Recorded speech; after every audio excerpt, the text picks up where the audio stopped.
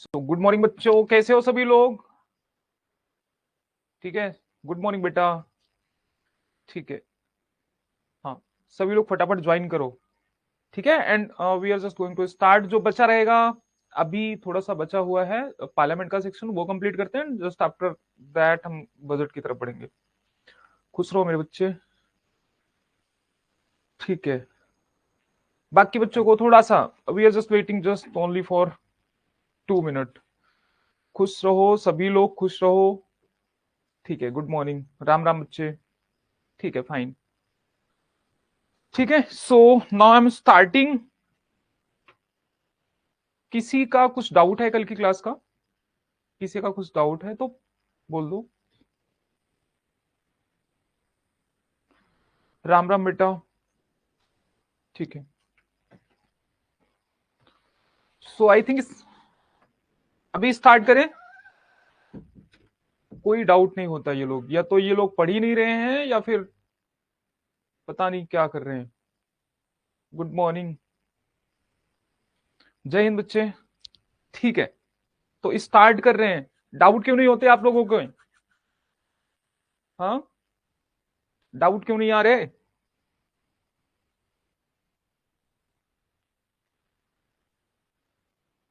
जय हिंद, माई hurt music.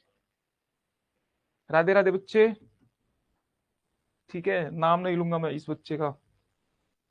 Good morning सभी को। ठीक है, गुल्लू मुल्लू मॉर्निंग। हाँ, ये बच्चा अभिषेक, रोज गुल्लू मुल्लू मॉर्निंग करते हो तुम। ठीक है, कल की क्लास का कोई डाउट है? अरे डाउट क्यों नहीं आ रहा है? तुम लोग पढ़ रहे हो नहीं पढ़ रहे हो? सिर्फ क्लासेस सुबह सुबह, इतनी सुबह सुबह उठ के जो है। अच्छा, होशियार हो गए हैं, डाउट नहीं है। अरे गजब। ठीक है। ठीक है। अच्छा, क्यों नहीं लेंगे? हाँ अभिषेक लिया तो और कितना नाम लूं? चलो ठीक है। अच्छा ये बताओ, कल मैंने आपको कुछ मेजोरिटीज बताई थी, एब्सोल्यूट मेजोरिटी नहीं बताया था। अभी उसको ऐसे पेंडिंग रखो। मेजोरिटी की पूरी क्लास है। बस क्लास देख रहा। हाँ। ठीक है। जय हिंद अखिलेश। ठीक है, तो नाउ ठीक है, अभी हो गया। अभी स्टार्ट करते हैं क्लास। अब सुनो मेरी बात ध्यान से सुनो। कल मैंने आपको कुछ मेजोरिटीज बताई थी। दो ही मेजोरिटी बताई थी, सिंपल मेजोरिटी और इफेक्टिव मेजोरिटी। अभी एब्सोल्यूट वगैरह छोड़ दो। एब्सोल्यूट मेजोरिटी का मतलब सिंपल सा होता है क्या? 50% plus one of total house. Present and voting का नहीं, टोटल हाउस का 50% प्लस वन। इस बात का ध्यान रखना। ठीक है, मेरी बात समझ में आई? अभी उसको छोड़ो, क्योंकि उसमें स्पेशल मेजोरिटी पढ़ानी है 3 टाइप की, और मैंने मेजोरिटी की एक अलग से क्लास लगवाई है, तो वहां पढ़वाएंगे। हाँ ठीक है। और कितनी? ये बात तो है अभिषेक, तुम ना डांट सुनने का काम तो मतलब मुझे नहीं लगता करते हो। फिर किस बात पे तुम्हें डांट सुनाऊं मैं? ठीक है, सबको गुड मॉर्निंग। अब बस करो, अब गुड मॉर्निंग अब नहीं होगा। ठीक है, अब तुम्हारी मॉर्निंग होने वाली है पढ़ने वाली। तो लोकसभा के जो अध्यक्ष होते हैं उनका जो कार्यकाल क्या होता है बताओ? जब तक वो एमपी रहते हैं तब तक उनका कार्यकाल होता है। अगर वो रिजाइन देना चाहें तो किसको दे सकते हैं? डिप्टी स्पीकर को। और same goes with deputy speaker. ये अलग से कोई शपथ वगैरह नहीं लेते हैं। मतलब आप अपना ऐसा दिमाग मत लगाना कि ये शपथ बहुत अलग से लेते होंगे।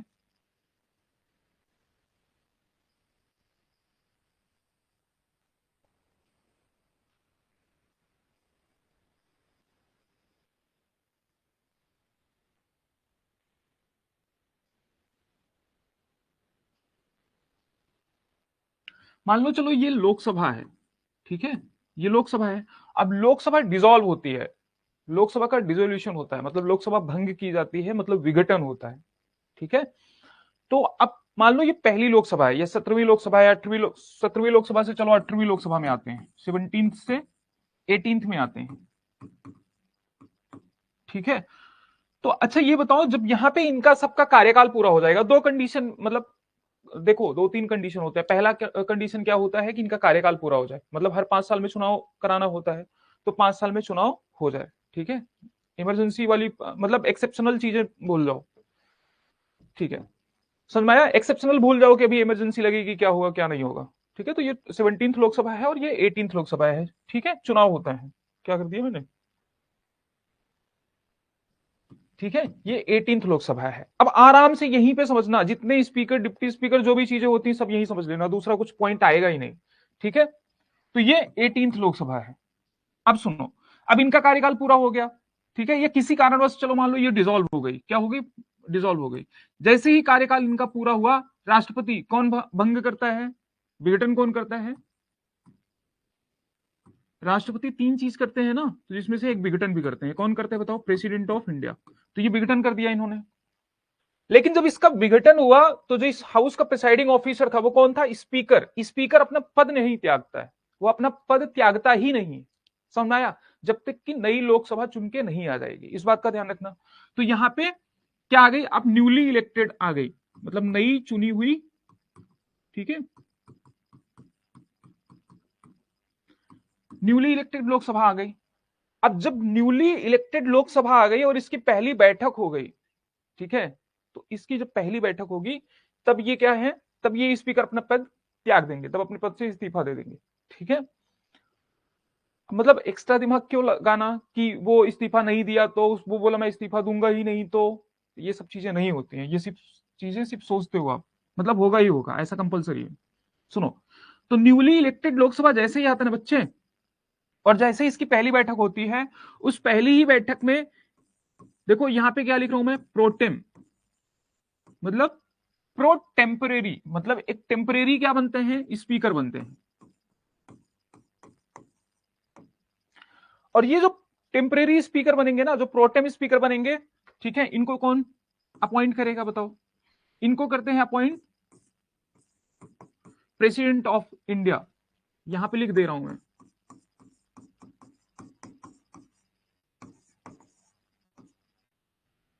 ठीक है, तो he is appointed by president of India, ये क्वेश्चन पूछा गया है और आगे भी पूछा जा सकता है। मैंने क्या बोला, अब यहीं पे सारी चीजें सीखनी है, इससे आगे कुछ है नहीं, स्पीकर और डिप्टी स्पीकर में कुछ है ही नहीं।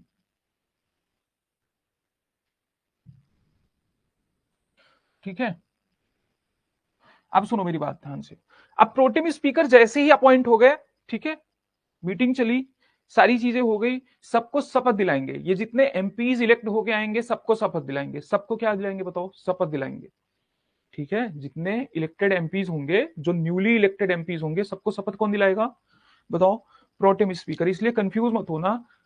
अब सुनो, अब मैंने कल आपको क्या बोला था, sir if new speaker is elected will he leave his post and will that new speaker come, नहीं समझ पा रहा हूं मैं आपकी बात, आप कह रहे हो कि if new speaker is elected, ठीक है, will he leave his post and will that new speaker come. अब सुनो, मैंने यहां जो समझाया बस उतना समझो, आप बोल रहे हो कि वो इलेक्ट भी होगा और वही आएगा, या फिर सेंटेंस अच्छे से फ्रेम करो। सुनो मेरी बात ध्यान से, कल क्या बोला था, ठीक है, कल क्या बोला था, मैंने बोला था जो स्पीकर हैं या डिप्टी स्पीकर हैं वो कोई अलग से शपथ नहीं लेते हैं।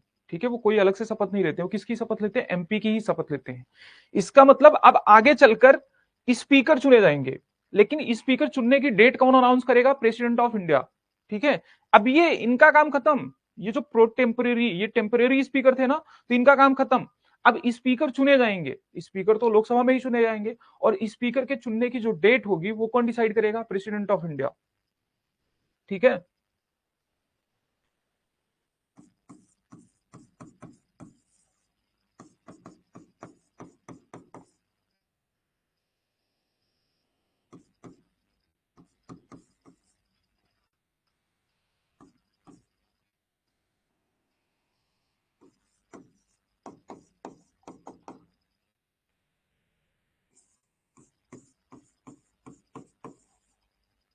बहुत ध्यान से सुनना, बस इतनी सी बात है, ये क्रोनोलॉजी समझ लो, कभी भूलोगे ही नहीं।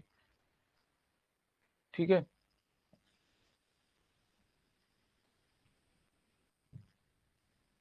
सुनो, वापस से समझ गए, यहां पे क्या हुआ बताओ, यहां पे क्या हुआ, यहां पे मान लो लोकसभा का विघटन हुआ, नई इलेक्टेड लोकसभा आई, फिर उसमें से क्या हुआ, एक प्रो टेम्परेरी मतलब प्रोटेम स्पीकर चुना गया, टेम्परेरी स्पीकर चुना गया, जिसने सबको शपथ दिलाई, ध्यान से सुनना, सारे न्यूली इलेक्टेड एमपीज को शपथ दिलाई। अब जब ये, फिर उसके बाद स्पीकर के चुनने की डेट डिसाइड की जाएगी लोकसभा में। ठीक है, तो स्पीकर जब चुना जाएगा तो वो साधारण बहुमत से चुना जाएगा, मतलब 50% प्लस वन अगर वोट पड़ गए, मतलब टोटल वोट जो कास्ट होते हैं उसके 50% प्लस वन किसके पक्ष में पड़ गए, स्पीकर के पक्ष में पड़ गए, तो वो स्पीकर चुन लिए जाएंगे। ठीक है, अब सुनो, ध्यान से सुनो। सामान्यतः ऐसा क्या होता है, रूलिंग पार्टी का स्पीकर, सामान्यतः बोल रहा हूं मैं, रूलिंग पार्टी का स्पीकर होता है। ठीक है, तो जब ये स्पीकर चुने जाएंगे, इनकी डेट को निर्धारित करेगा प्रेसिडेंट निर्धारित करेंगे। अब सुनो, अब बात आती है, अब बोलो, अब क्या बोलोगे आप कि वो स्पीकर चुने गए, अब वो शपथ लेंगे, तो फिर क्या होगा, शपथ वगैरह नहीं लेंगे वो। क्यों नहीं लेंगे, क्योंकि वो अलग से कोई शपथ नहीं लेते, जो एमपी की शपथ ले लिए बस वही।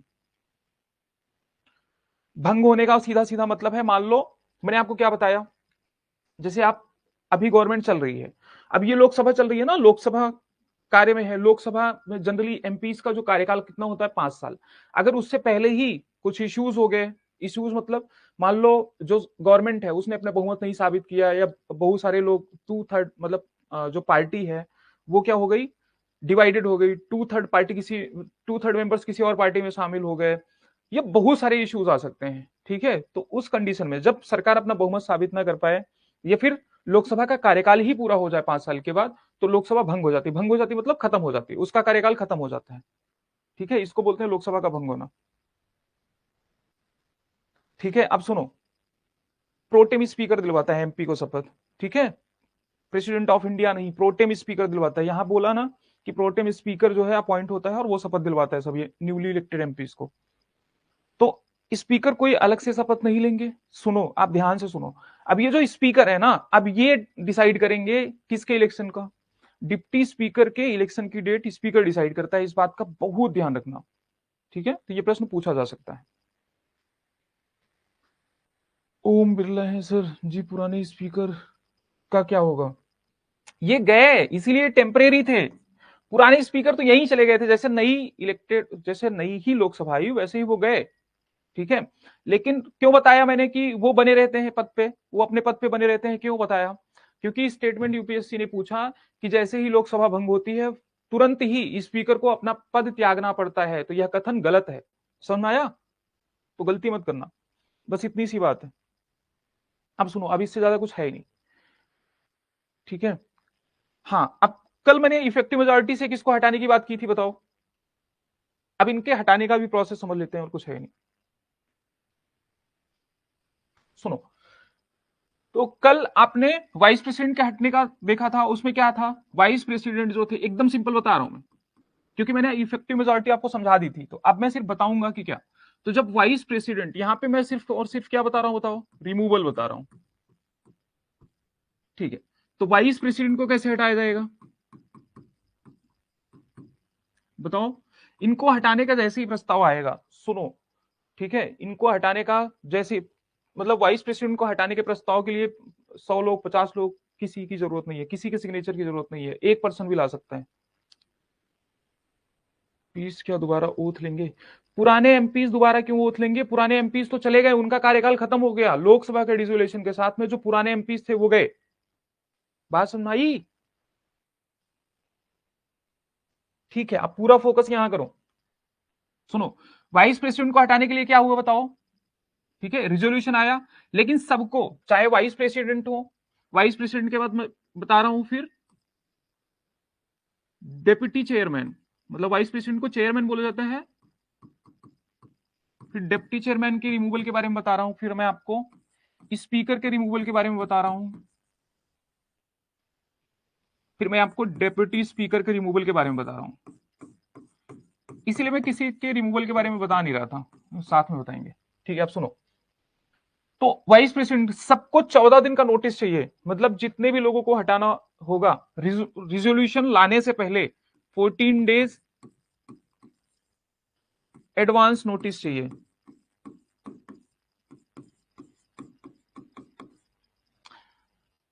ठीक है, बस एक पॉइंट ये याद रख लो, 14 डेज एडवांस नोटिस चाहिए।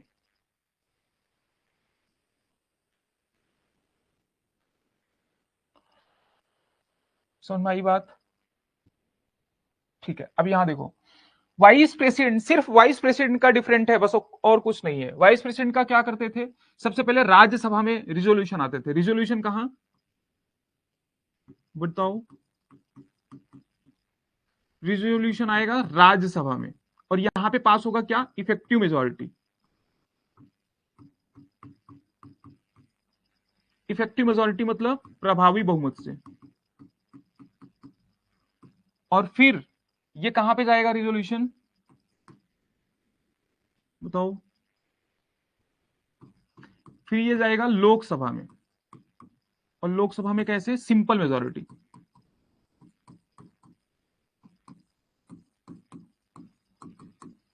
ठीक है, साधारण बहुमत। उम्मीद है कुछ लोग नोट्स तो बना रहे होंगे। अब यहां पे देखो, ध्यान दो, बहुत ध्यान से सुनना मेरी बात। अब जो डिप्टी चेयरमैन है, डिप्टी चेयरमैन मतलब वाइस प्रेसिडेंट को इस तरीके से हटाए जाने का रीजन क्या है, इनको चुना किसने था, लोकसभा और राज्यसभा के सभी मेंबर्स ने चुना था। तो इसलिए इनको हटाने का जो प्रस्ताव है वो राज्यसभा में भी पास हो रहा है और लोकसभा में भी पास हो रहा है। इस बात का ध्यान देना, बस यही लॉजिक है और कुछ नहीं है। लेकिन राज्यसभा में कौन सी मेजोरिटी है, इफेक्टिव मेजोरिटी है। समझ आया, 67 आर्टिकल 67 क्लॉज बी है इनको हटाने का प्रावधान। तो उसमें लिखा है कि हटाया कैसे जाएगा, रिजोल्यूशन लाके of the then member. Then member मतलब if they are removed they will get salary. क्यों सैलरी पाएंगे, ठीक है, रिमूव तो खत्म ना, सैलरी क्यों। अब सुनो, पहले मेरी बात सुनो, मतलब ऐसे क्वेश्चन मत पूछो। यहां पे देखो, तो इनको हटा दिया गया, राज्यसभा से कॉम्प्लिकेटेड है इसलिए समझा रहा हूं बार बार। फिर उसके बाद लोकसभा में प्रस्ताव आया, लोकसभा में सिंपल मेजोरिटी। सिंपल मेजोरिटी मतलब प्रेजेंट एंड वोटिंग का कितना, 50% से ज्यादा, बस इतना ध्यान रखना। मूव करने का जिक्र कॉन्स्टिट्यूशन में नहीं किया गया है। क्यों नहीं किया गया है, ठीक है, क्यों नहीं किया गया, कॉन्स्टिट्यूशन में ही किया गया है। मैं आपको अनुच्छेद बता रहा हूं ना, 67, 67 और सब क्लॉज बी, और उसमें बताया भी गया है कि मेजोरिटी कितनी चाहिए। ठीक है, जो जजेस हैं उनका जिक्र नहीं किया गया, जजेस को हटाने का जो रिमूवल है वो जजेस इंक्वायरी एक्ट में है। ठीक है, जो बता रहा हूं पहले सुनो। तो ये हट गए, इनका रिमूवल खत्म। ठीक है, अब डिप्टी चेयरमैन का देखो, डिप्टी चेयरमैन को कौन चुनता है, सिर्फ और सिर्फ राज्यसभा से चुने जाते हैं। इनको चुनने के लिए भी कुछ एक्स्ट्रा एफर्ट नहीं मारना है। ठीक है, चुनने के लिए भी इनके जो कलीग्स होते हैं, मतलब जो राज्यसभा का कोई भी मेंबर, इनको चुनने के लिए एक प्रस्ताव लाया जा सकता है कि इस पर्सन को हमें डिप्टी चेयरमैन बनाना है। और फिर सिंपल 50% से ज्यादा अगर वोट इनको मिल गए इनके नाम को, तो ये डिप्टी चेयरमैन बन जाते हैं, पहली बात। अब ये हटेंगे कैसे, इनके हटाने का भी रिजोल्यूशन लाया जाता है, कहां बताओ,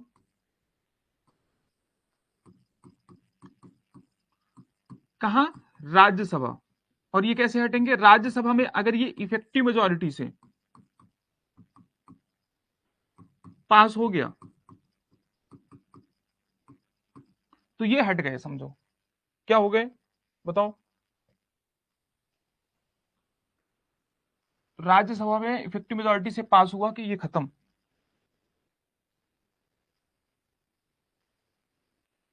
ठीक है, अब दिमाग मत लगाना कि इसीलिए एक जगह लिखा रहा हूं, इसलिए ये ज्यादा मत सोचना कि क्या इनका लोकसभा में नहीं पास होगा, नहीं लोकसभा में पास नहीं होगा। ठीक है, अब सुनो, अब स्पीकर कहां चुने जाते हैं बताओ।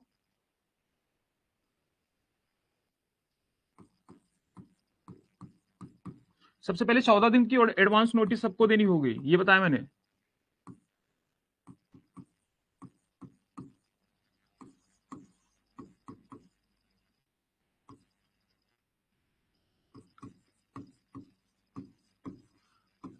ठीक है, पहली बात तो ये कि जब स्पीकर को हटाना होगा तो यहाँ पे 50 जो मेंबर्स होंगे, मतलब जो 50 सदस्य हैं, उनके द्वारा जो प्रस्ताव होना चाहिए वो साइंड होना चाहिए, समर्थित होना चाहिए।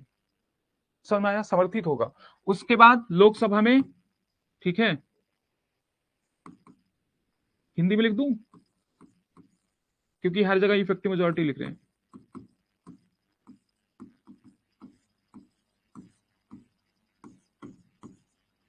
कहां पे, लोकसभा में। मतलब लोकसभा में पास हो गया ये प्रभावी बहुमत से, तो स्पीकर भी गए।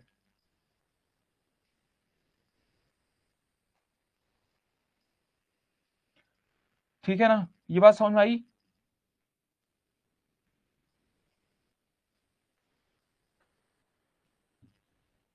सुनो, और डिप्टी स्पीकर का एकदम सिंपल है। अब इनके लिए रेजोल्यूशन सिर्फ आना चाहिए, जहां 50 मेंबर नहीं लिख रहा हूं वहां पे, मतलब बहुत ज्यादा एक्स्ट्रा नहीं सोचना है, नहीं चाहिए किसी का सिग्नेचर वगैरह, सिर्फ रिजोल्यूशन लाना है। ठीक है, रिजोल्यूशन आया कहां, लोकसभा में। और ये कैसे पास हुआ? प्रभावी बहुमत से, मतलब इफेक्टिव मेजोरिटी से। सभी लोग मुझे तुरंत कमेंट करके बताओ कि प्रभावी बहुमत क्या होता है, फटाफट बताओ, तुरंत बताओ कमेंट में, प्रभावी बहुमत क्या है, क्या है इफेक्टिव मेजोरिटी?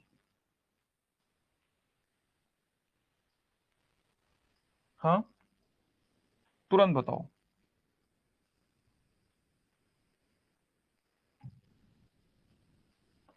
ठीक है, 50 मेंबर लोकसभा या राज्यसभा के? मेरे बच्चे, पहली बात तो डिप्टी चेयरमैन के लिए कोई 50 मेंबर की आवश्यकता नहीं है। ये आवश्यकता किसके लिए है? सिर्फ और सिर्फ स्पीकर के लिए। अब यही तो मैं आपको समझा रहा हूं, सुनो मेरी बात, कंफ्यूज मत होना, इसीलिए सबका साथ में लिखवाया है। सिर्फ वाइस प्रेसिडेंट को छोड़कर, वाइस प्रेसिडेंट को हटाने का जो प्रस्ताव होता है वो राज्यसभा में भी आता है, लोकसभा में भी। पहले वो राज्यसभा में प्रभावी बहुमत से पास हो जाएगा, फिर लोकसभा में आएगा और लोकसभा में साधारण बहुमत से पास होगा। लेकिन जो डिप्टी चेयरमैन है और स्पीकर है, डिप्टी स्पीकर है, बताओ डिप्टी चेयरमैन कहां होता है? राज्यसभा में। तो जो प्रभावी बहुमत से रिजोल्यूशन पास होगा वो सिर्फ और सिर्फ कहां होगा? राज्यसभा में होगा। समझ में आया?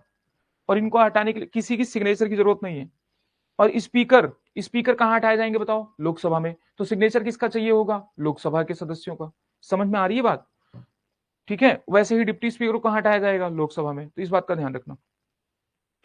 प्रेजेंट का, एक बच्चा बोल रहा है प्रेजेंट एंड प्रेजेंट का, प्रेजेंट एमपीज का 50% plus one, total member of Rajya Sabha का 50% प्लस वन वोट। नहीं, कोई सेटिस्फाइंग आंसर नहीं है। 50% plus one of total and elected effective majority, सबका मतलब मुझे समझ में नहीं आ रहा है। इतना अच्छा मतलब समझाओ, लेकिन तुम सेटिस्फाइंग आंसर दे ही नहीं रहे हो। इफेक्टिव मेजोरिटी फिर से देख लो, कल क्या बताया था? ठीक है, इफेक्टिव मेजोरिटी का मतलब होता है, इफेक्टिव मेजोरिटी का मतलब क्या होता है बताओ?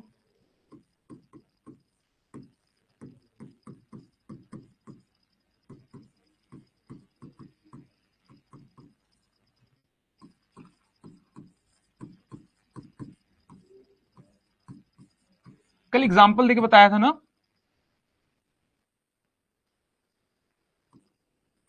फिर भी नहीं। सुनो, इफेक्टिव मेजोरिटी का मतलब सिंपल सा होता है कि सदस्यों की कुल संख्या, कल हिंदी में लिखा था, बोलना मत, सदस्यों की कुल संख्या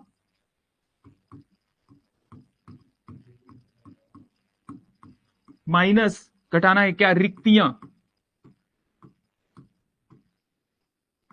और बताया था रिक्तियां क्या है? रिक्तियां मतलब, ठीक है, effective majority refers to a majority more than 50% of the effective strength of the house। हाँ, effective strength of the house.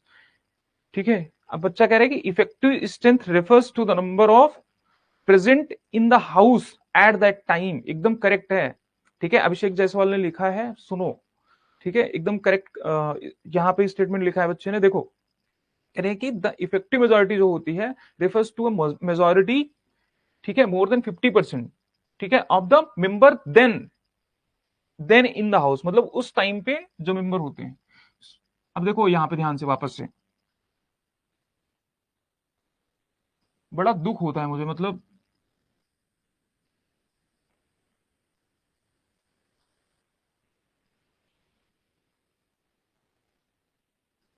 क्या कर रहा हूं मैं? ठीक है, तो ये इफेक्टिव हो गए, ये इफेक्टिव लोग हो गए, ठीक है, का 50% से अधिक।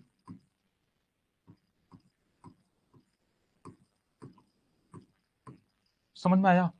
कुछ नहीं है, मैं बोल रहा हूं इफेक्टिव मेजोरिटी का मतलब हो गया सदस्यों की कुल संख्या और माइनस रिक्तियां। रिक्तियां मतलब जो वैकेंसीज हो गई, मान लो डेथ हो गई किसी की, कोई वैकेंसी हो गई, कोई 2 सीट से लड़ा था। समझ में आया? मान लो, चलो मैंने एग्जाम्पल दिया था किसका? लोकसभा का। वापस से मैं लोकसभा का ही एग्जाम्पल दे रहा हूं। मान लो 543 मेंबर है। अब इस 43 मेंबर में से हुआ क्या कि जो, मान लो 13 मेंबर, 13 छोड़ो, मान लो 43 ही ले लो, तो 43 मेंबर्स है ना, इसमें से कुछ लोगों की क्या हो गई बताओ? डेथ हो गई। कुछ लोग 2 सीट से जीते थे, तो वो वैकेंसी हो गई। 2 सीट से जीते थे, 1 सीट खाली करेंगे। ठीक है,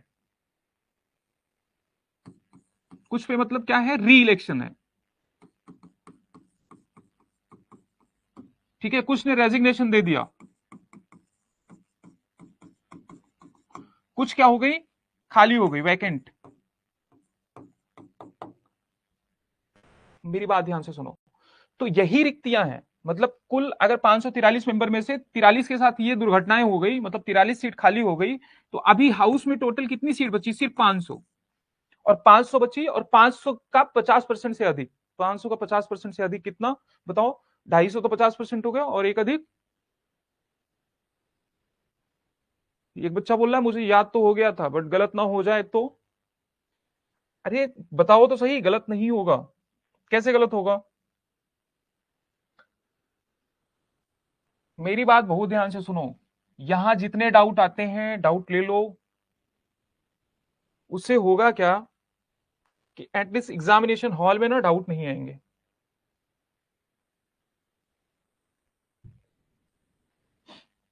ठीक है, एग्जामिनेशन हॉल में जब क्वेश्चन देखते हो ना, वो वहां याद नहीं आते, घर पे आने के बाद याद आता है हाँ ये तो सर ने पढ़ाया था। और सर के पढ़ाने का ही क्या क्या फायदा जब तुम वहां कर ही नहीं पाए। सब छोड़ो, यहां देखो अब। तो इफेक्टिव मेजोरिटी समझ में आया, और इनके हटने का प्रोसेस अब समझ में आ गया होगा, क्लियर हो गई होगी पिक्चर। ठीक है, अब देखो, एकदम सिंपल है, लोकसभा कैसे हटाया जा सकता है, प्रभावी बहुमत द्वारा। ठीक है, 14 दिनों के नोटिस के बाद। वो मैंने आपको बताया कि जो हटाने का प्रस्ताव होता है वो सबके साथ में 14 दिन का नोटिस है। ठीक है, तो विचार और चर्चा की जा सकती है। अब अब मैंने इससे पहले ही बताया था, बताओ अगर हटाने का प्रस्ताव चल रहा है, चलो मेरे सारे प्रश्नों का उत्तर दो।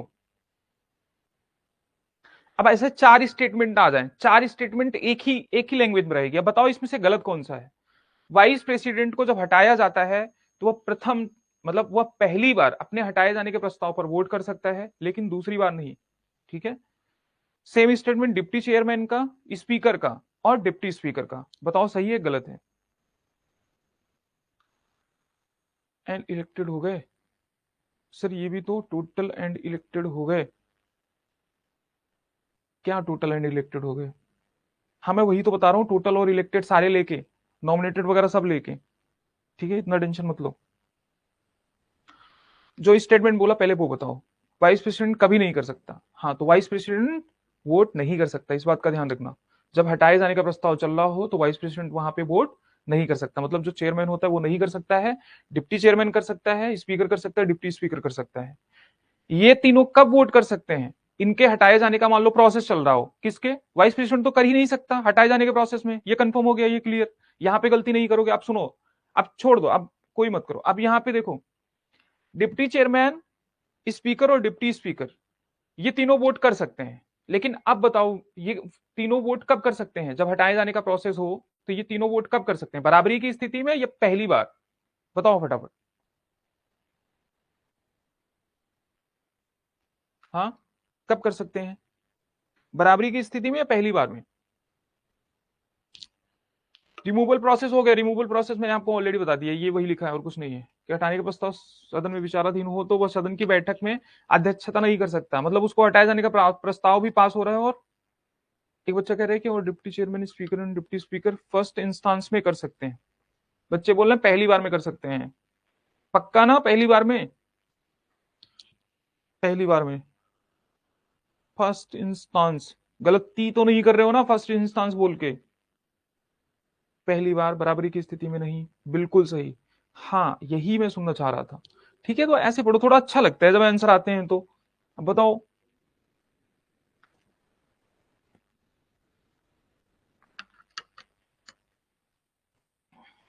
ठीक है, ये समझ में आया। सुनो, तो क्या वो प्रिसाइडिंग ऑफिसर बन सकता है जब उसके हटाने का प्रस्ताव हो, इसमें से किसी के भी हटाने का प्रस्ताव चल रहा हो तो प्रिसाइडिंग ऑफिसर नहीं रहेगा। लेकिन बताओ, उसको बोलने का अधिकार तो रहेगा ही, और सदन में भाग ले सकता है।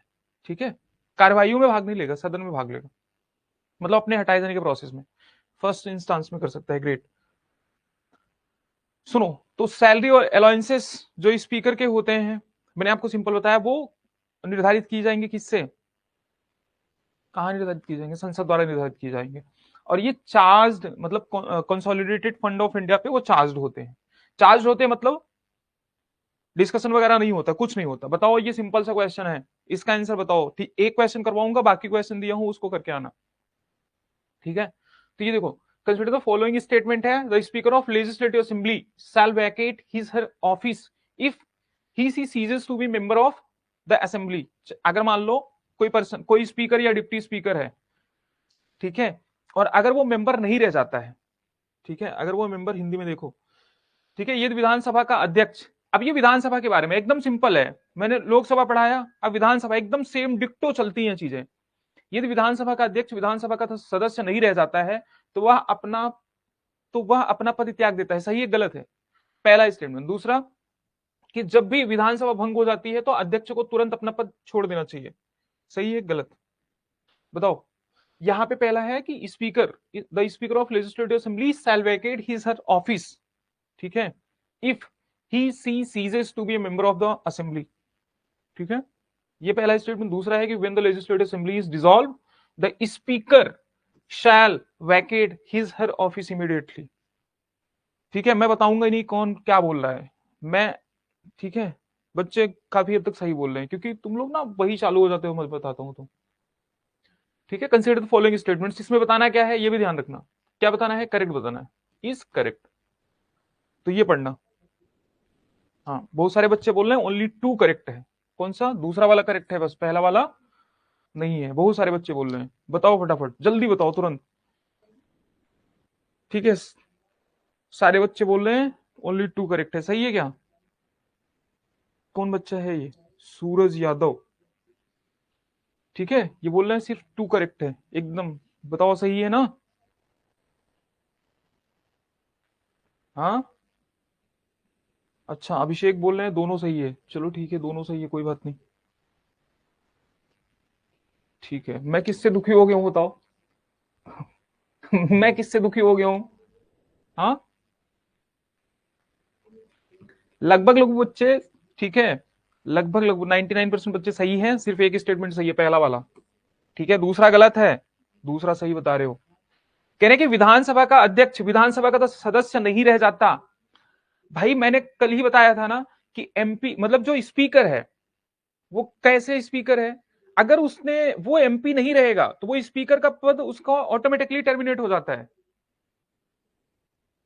ठीक है, हिंदी में तो है क्वेश्चन, समझ में आया? तो उसका ऑटोमेटिकली वो स्पीकर रह ही नहीं जाता है, वो डिप्टी स्पीकर भी नहीं रह जाएगा, तो जब तक वो सदस्य है तभी तक है। समझ में आया? दूसरा देखो, जब भी विधानसभा भंग हो जाती है तो अभी थोड़ी देर पहले बताया, इनको मैंने 10 मिनट पहले बताया, वो भी सही नहीं किए। देखो यहां पे क्या बताया कि पूरे सदन का विघटन मतलब लोकसभा का विघटन हो जाता है, उसके बाद भी जो स्पीकर है वो अपने पद पे बना रहता है, वो तुरंत पद छोड़ता नहीं है। ठीक है, समझ में आया? आज भी बताइए क्या? चलो ठीक है, समझ में आया? अब देखो कुछ क्वेश्चन है, ये कर लेना। ठीक है, ये पीपीटी में दूंगा तो ये कर लेना, एकदम सिंपल है, कुछ है ही नहीं। मतलब ऐसे ऐसे क्वेश्चन आए हैं कि सारे क्वेश्चन डुएबल, मतलब ऐसा कोई क्वेश्चन है ही नहीं जो डुएबल ना हो। ये वह इस्तीफा देना चाहता है तो उसे अपना किसको देना चाहिए? उपसभापति को। ठीक है, इंग्लिश वाला इसका देख लेना। ठीक है, डिक्टो लैंग्वेज। अब इलेक्शन ऑफ डिप्टी स्पीकर बता ही दिया, मतलब मुझे एक्स्ट्रा अलग से बताने की जरूरत नहीं है। डेट किसके द्वारा निर्धारित की जाएगी? लेकिन सर डिसोल्यूशन के बाद भी तो वो एमपी नहीं रह जाता है। सुनो, डिसोल्यूशन के बाद मैं क्या बता रहा हूं, ठीक है, डिसोल्यूशन के बाद एमपी नहीं रह जाता, बाकी एमपीज मतलब सभी एमपीज के कार्यकाल नहीं खत्म हो जाते जब तक कि नई वाली लोकसभा चुन के नहीं आ जाती। ठीक है, सिर्फ लोकसभा को डिसॉल्व किया जाता है, जब नए एमपीज आ गए तब उनका क्या हुआ? पद खत्म होता है। ठीक है, पहला दिमाग ये लगाना। दूसरी बात, ये सिर्फ सोचने की बात है, ये सिर्फ मैं सोच रहा हूं, मैं बोल रहा हूं और आप सोच रहे हो। ठीक है, ये सब्जेक्टिव केस है, तो इस केस में स्पीकर बना रहेगा, इतना दिमाग लगाना। ठीक है, स्पीकर अपने पद पे बना रहेगा, मतलब जब तक इलेक्शन होके दूसरा पर्सन नहीं आ जाता, जब तक चुना नहीं जाता है तब तक वही प्रधानमंत्री कौन रहता है? सुनो, सब छोड़ो, क्या जब तक, अब देखो मेरी बात ध्यान से सुनो, जो प्रधानमंत्री हैं वो प्रधानमंत्री कब तक रहेंगे? जैसे ही इलेक्शन खत्म होगा उनको प्रधानमंत्री के पद से हटा देंगे, जैसे इलेक्शन चालू होगा? नहीं। लोकसभा जैसे ही भंग होगी, क्या उनको प्रधानमंत्री के पद से हटा देंगे? नहीं। वो प्रधानमंत्री रहते हैं ना, उसी तरीके से स्पीकर भी, जब तक कि दूसरे प्रधानमंत्री चुन के ना आ जाए। ठीक है, अब सुनो, लोकसभा के उपाध्यक्ष का चुनाव जो है वो लोकसभा द्वारा अपने ही सदस्यों से किया जाता है। एकदम सिंपल बताया। डेट की कौन निर्धारित करता है, इस बात को ध्यान में रखना। ट्रैप कैसे करेगा यूपीएससी? ये बोलेगा कि स्पीकर और डिप्टी स्पीकर के जो चुनाव की तारीख होती है वो कौन निर्धारित करता है? राष्ट्रपति करता है। जबकि स्टेटमेंट गलत है। स्पीकर की तो करता है, डिप्टी स्पीकर की स्पीकर करता है। एक चीज और ध्यान देना, जो स्पीकर और डिप्टी स्पीकर है, मतलब डिप्टी स्पीकर स्पीकर के नीचे काम नहीं करता है। ये स्टेटमेंट दे सकता है कि उसके अधीन काम करता है, उसकी इच्छा पर्यंत काम करता है, कुछ नहीं है। वो दोनों समकक्ष होते हैं, बराबर होते हैं। वो किसके प्रति जिम्मेदार होते हैं? सदन के, ना कि एक दूसरे के। ठीक है, तो ये बात भी ध्यान रखना। अध्यक्ष का चुनाव हो जाने के बाद ही लोकसभा का अध्यक्ष का चुनाव होता है। ठीक है, सिंपल सी बात है ये एकदम। देखो, स्पीकर का पहले चुना जाएगा, फिर उसके बाद। ठीक है, तो सबसे पहले deputy speaker is elected, and जैसे ही स्पीकर इलेक्टेड, एंड जैसे ही स्पीकर इलेक्ट होगा वैसे ही वो क्या करेगा? डिप्टी स्पीकर के चुनाव की तारीख निर्धारित करेगा। तो इसका मतलब उसके बाद ही चुना जाएगा। ठीक है, date of election of deputy speaker is fix by speaker.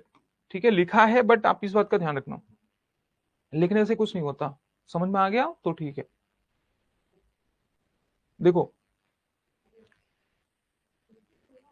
ये क्या है, बताया था ना, पहली ही क्लास में बताया था कि आमतौर पर ऐसा होता है कि जो स्पीकर होता है वो रूलिंग पार्टी से होता है, और जो डिप्टी स्पीकर होता है वो अपोजिशन से होता है। अगर ऐसा बोल दो कि भारतीय संविधान में दिया है ना ऐसा, ये जो कथन मैंने लिखा है, ये भारतीय संविधान में दिया है कि नहीं दिया है? आमतौर पर अध्यक्ष का चुनाव सत्तारूढ़ या सत्तारूढ़ दल या सत्तारूढ़ गठबंधन से होता है, जबकि उपाध्यक्ष का चुनाव विपक्षी दल, मतलब कि जो स्पीकर होता है वो सामान्यता रूलिंग पार्टी से होता है, और जो डिप्टी स्पीकर होता है वो सामान्यता, बताओ, विपक्ष से होता है। ये संविधान में लिखा है कि नहीं लिखा है? फटाफट बताओ। वार चल रही है, पर वहां पे माशाल्लाह क्यों नहीं लगा? एक बच्चा अलग ही कस्टम है ये। एक बच्चा बोल रहा है नहीं, संविधान में दिया ही नहीं है। हे भगवान, हाँ यही बच्चा सही बोल रहा है। समझ में आया? संविधान में नहीं दिया है, ये कस्टम है, कन्वेंशन है। ठीक है, तो ओथ एंड अफर्मेशन मैंने आपको बताया कि ऑलरेडी ले चुके होते हैं। जो ओथ एंड अफर्मेशन है वो अलग से कोई सब्सक्राइब नहीं करते हैं, वो संसद के रूप में ही, संसद सदस्य के रूप में जो ओथ एंड अफर्मेशन लेते हैं वही होता है।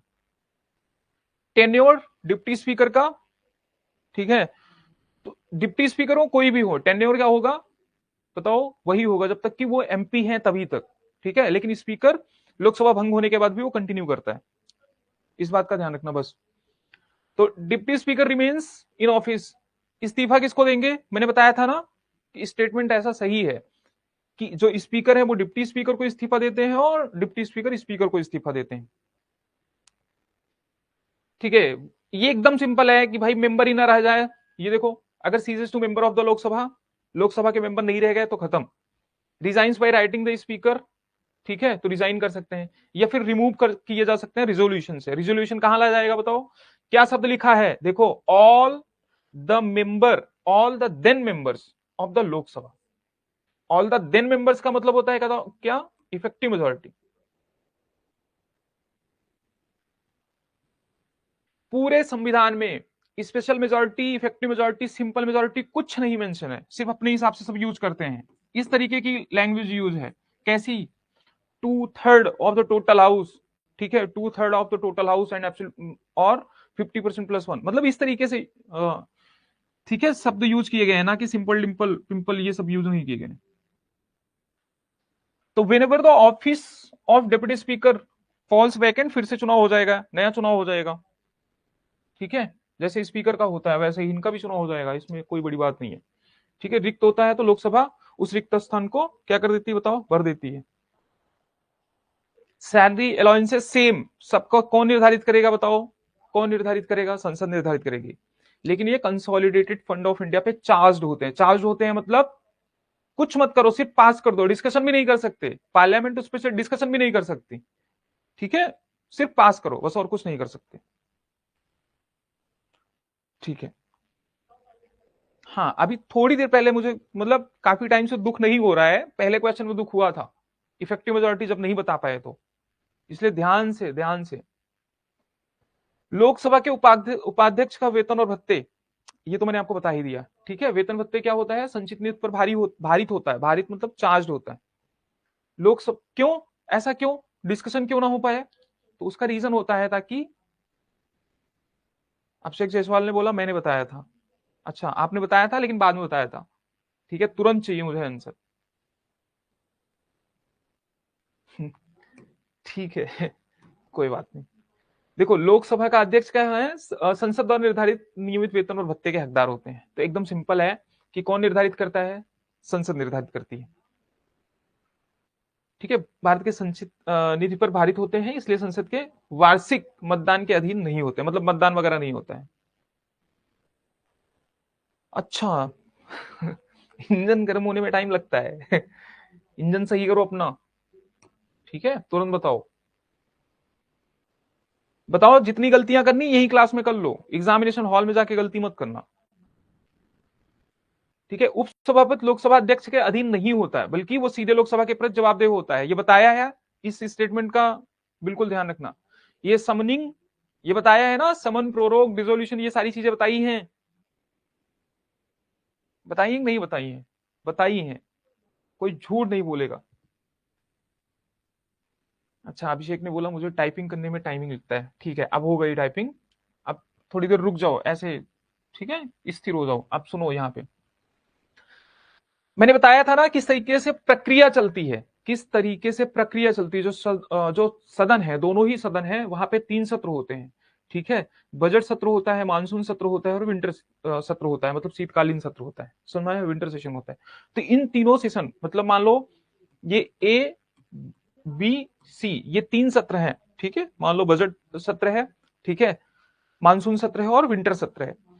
तो अब इस बात का ध्यान रखना कि अब जैसे मान लो यहाँ पे जो बैठकें हो रही हैं, सो तो हो रही है, पहली बार जब बैठक होगी तो उसको, उसी को बोलते हैं आहूत। जब पहली बार बैठक होती है उसी को बोलते हैं समनिंग। क्या बोलते हैं, समन करना। वैसे भी सम्मन का मतलब आप नोटिस समझते होंगे, तो नोटिस दिया जाता है, मतलब जो SGLS और SGRS होता है, मतलब सेक्रेटरिएट जनरल लोकसभा और सेक्रेटरिएट जनरल राज्यसभा है, वो सबको समन करता है कि आ जाओ, बैठक होने वाली है सदन की। ठीक है, मतलब लोकसभा इसलिए नहीं बोल रहा हूं क्योंकि राज्यसभा में और लोकसभा दोनों में होता है। तो समनिंग क्या है, summoning is the process of calling all members of the parliament to meet. ठीक है, कहने कि it is the duty of Indian president to summon each house of the parliament from time to time. ठीक है, मतलब parliament के दोनों सदनों को टाइम टाइम पे क्या करें, समन करें। समन करें मतलब वो आए, बैठक में भाग लें। तो समन तो मैंने आपको बताया था, सारे ही बताए थे मैंने, समझाया था, सिर्फ ये लैंग्वेज लिखी नहीं थी, इसलिए यहां पे मैं आपको पढ़ के बता रहा हूं। संसद के 2 सत्रों के बीच अधिकतम अंतराल कितना होना चाहिए, 6 महीने होने चाहिए। अब यूपीएससी ने क्वेश्चन किया, ठीक है सुनो, यूपीएससी ने क्वेश्चन किया कि भारतीय संविधान में, क्या ये संविधान में लिखा है, हाँ लिखा है। ठीक है, ये भारतीय संविधान में लिखा है। ठीक है, अंतराल कितना होना चाहिए, 6 महीने से ज्यादा नहीं होना चाहिए। लेकिन यूपीएससी ने ये बताया, मतलब ये स्टेटमेंट दिया कि भारतीय संविधान में ये लिखा गया है कि कम से कम, मतलब कि एक साल में कम से कम कितने एक साल में कम से कम कितनी बैठकें होनी चाहिए। फिर से सुनो, यूपीएससी ने स्टेटमेंट दिया कि एक साल में कम से कम, मतलब सदन की कितनी बैठकें होनी चाहिए, ऐसा भारतीय संविधान में लिखा है। बताओ ये कथन सही है गलत है, फटाफट बताओ, तुरंत तुरंत बताओ, ये स्टेटमेंट सही है गलत है। ठीक है, बताओ।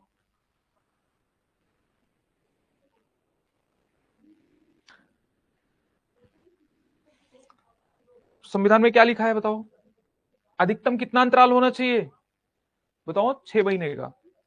तो साल भर में कितनी बैठकें हो, कुछ मेंशन नहीं है, ये कथन गलत है। देखो बहुत सारे बच्चे, मजा आ गया कमेंट देख के, लेकिन मैं बता रहा हूँ बहुत सारे टीचर्स बच्चों ने ये कथन गलत कर दिया था। मतलब यूपीएससी ने कथन, मतलब गलत ही है, जो आप बता रहे हो वही सही है, कथन क्या है, गलत है। ठीक है, ऐसा दिया नहीं है, दो नहीं, हाँ एक बच्चा बोल रहा है दो। अब देखो यही तो गलती हुई थी, सबने कॉमन सेंस लगाया था कि अगर 6 महीने में एक बार, तो साल भर में कितनी बार, 2 बार। और साल कब होता है, जनवरी से लेकर दिसंबर तक। तुम अपने तुक्के मारते रहो। और क्या सदन की बैठक जरूरी है कि जनवरी से दिसंबर तक के बीच में ही तीनों करवाने हैं। ठीक है, 6 महीने से ज्यादा का गैप नहीं होना चाहिए, बस इतना ध्यान रखना। एक साल में कितनी बैठक होगी, ये ये बच्चा देखो, ये सीधा सीधा secretary, joint secretary, assistant secretary, ये देखो यहां तक पहुंच गए। इस पे ठीक है, इस पे सेशन लेंगे, पहले तुम यहां देखो, you are preparing for defence ना, ठीक है, यहां देखो पहले। बच्चा ज्वाइंट सेक्रेटरी, मैंने एग्जांपल दिया था ना रिजर्वेशन वाली क्लास में, मेरे ख्याल से वहां से इंस्पायर्ड है बच्चा, वो क्लास देख के है। कितने लोग होते हैं, his panel of deputy speaker and deputy chairman, 10 member होते हैं, ठीक है। स्पीकर, जो स्पीकर का पैनल होता है बेटा, उसमें 10 मेंबर होते हैं, और जो चेयरपर्सन का होता है उसमें सामान्यतः 10 होते हैं। सामान्यतः क्यों बोल रहा हूं, क्योंकि उसमें वेरी करते हैं, इस बात का ध्यान रखना, और वो भी सभी इलेक्टेड होते हैं, ठीक है।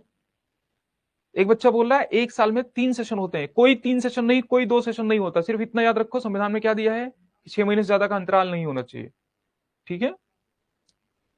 तो इस बात का ध्यान रखना। 1000 सेशन हो सकते हैं। अरे ठीक है यार, 5-5 मिनट पे बुला रहे हैं, भगा रहे हैं, मतलब मेरी भावना पे जाओ, कम से कम ज्यादा से ज्यादा नहीं दिया है, कंफ्यूज मत होना, ठीक है। अच्छा ये बताओ रेसेस क्या होता है, समन समझ में आया, समन कौन करता है बताओ। समन राष्ट्रपति करते हैं, रेसेस कौन करता है, कोई नहीं करता। रेसेस मतलब जो खाली टाइम बच जाता है, दो सत्रों के बीच में जो समय रहता है, ठीक है, जब पार्लियामेंट के सदस्य जो हैं या फिर विधानसभा के सदस्य जब मजे करते रहते हैं, मतलब हाउस में नहीं होते हैं, तो उसको रेसेस बोलते हैं, ठीक है। हाँ बच्चे ने बोला 3, ठीक है, साल भर में 3 नहीं होते हैं, ठीक है, 3 सत्र होते हैं, बस इस बात का ध्यान रखना, ठीक है। एडजर्नमेंट क्या होता है, एडजर्नमेंट भी बताया था, स्पीकर करते हैं, कुछ नहीं होता है एडजर्नमेंट। सभा चल रही होती है, मैंने आपको बताया ना, कल बताया था, प्रश्न काल वगैरह होते हैं, किस तरीके से प्रश्न पूछे जाते हैं, ठीक है। 3 टाइप के प्रश्न होते हैं, शॉर्ट नोटिस होता है, तो इस टाइप के। अब उसमें जब सदन हाउस चल रहा होता है तो बीच में बोलते नहीं है कि अभी 2 घंटे के लिए, मान लो कोई ज्यादा ही बदमाशी कर रहा है, मतलब देखते नहीं, वो वहां लड़ने लगते हैं। अच्छा होता है कि कुर्सियां वहां पे चिपकी हुई हैं, वैसे नॉर्मल कुर्सी होती तो कुर्सी लेके ही मार करते, ठीक है। अब मेरी ये चीज वायरल मत कर देना नहीं तो फिर वो, ठीक है। जीरो और को एक्सिस क्या कहते हैं, क्या कहे हैं, पता नहीं क्या बोल रहा है बच्चा।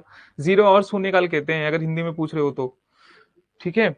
जीरो और कुछ नहीं होता, जीरो और में क्या करते हैं, वो कॉन्टेम्परेरी क्वेश्चंस पूछते हैं, वहां भी प्रश्न पूछते हैं, प्रश्न काल में तो पूछते हैं, वहां भी क्वेश्चन पूछते हैं। सुनो, तो जब सदन चलता रहता है तो बीच बीच में अगर स्पीकर ये बोल दे कि चलो अभी सभी लोग बंद करो, अब कोई कोई डिस्कशन नहीं होगा, अब अपन मिलेंगे 3 बजे के बाद, तो जब 3 बजे के बाद मिलने की कहानी आई, टाइम दे दिया ना उन्होंने, तो जब टाइम देके हाउस को स्थगित करते हैं तो उसी को क्या बोला जाता है, स्थगन बोलते हैं।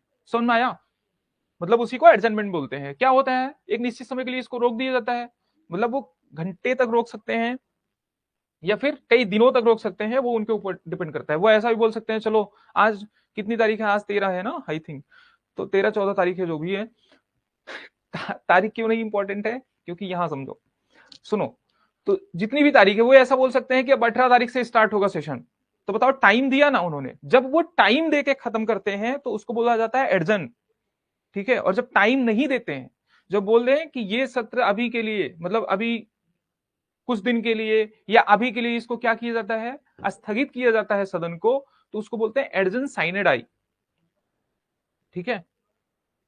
क्या बोलते हैं, एडजन साइनेडाई बोलते हैं उसको, ठीक है। साइनेडाई मतलब अनिश्चित काल के लिए।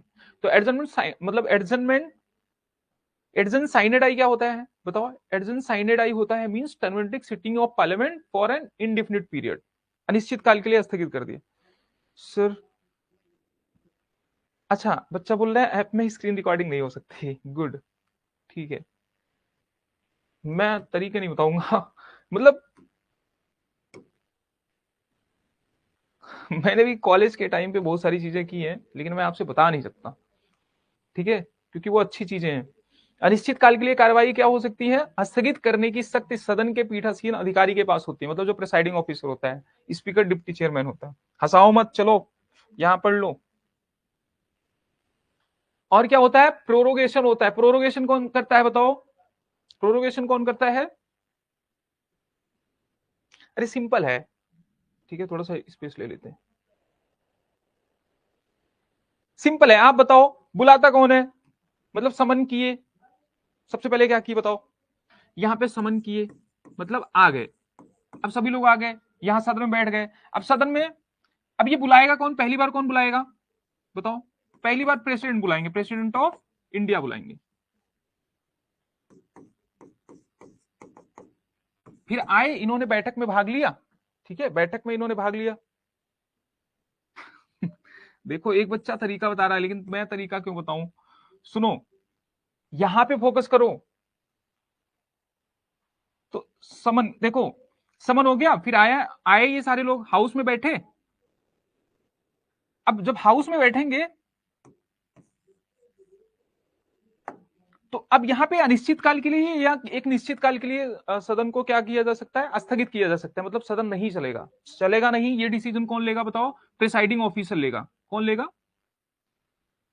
Presiding officer. प्रिसाइडिंग ऑफिसर कौन होता है? ठीक है, पता है आपको, 10 बार बताया मैंने। तो प्रिसाइडिंग ऑफिसर लेगा।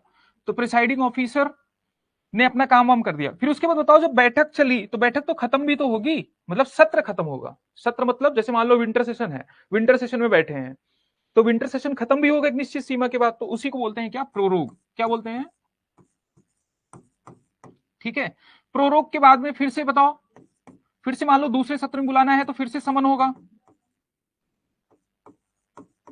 ठीक है, फिर बैठक चलेगी, मतलब प्रिसाइडिंग ऑफिसर डील करेंगे एडजन और एडजन, मतलब एडजनमेंट हो गया, एडजनमेंट और एडजन साइनेड आई होगा, तो यहां से फिर से होगा और फिर से प्रोरोग होगा। तो यही प्रक्रिया चलती रहती है। लेकिन जैसे ही कार्यकाल पूरा होता है उसके बाद क्या होता है, डिसोल्यूशन होता है। डिसोल्यूशन मतलब लोकसभा भंग, अभी समझाया था।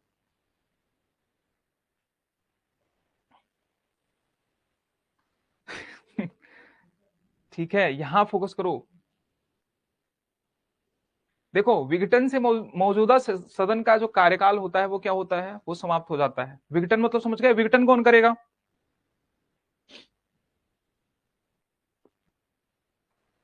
बुलाया कौन सबको? President of India.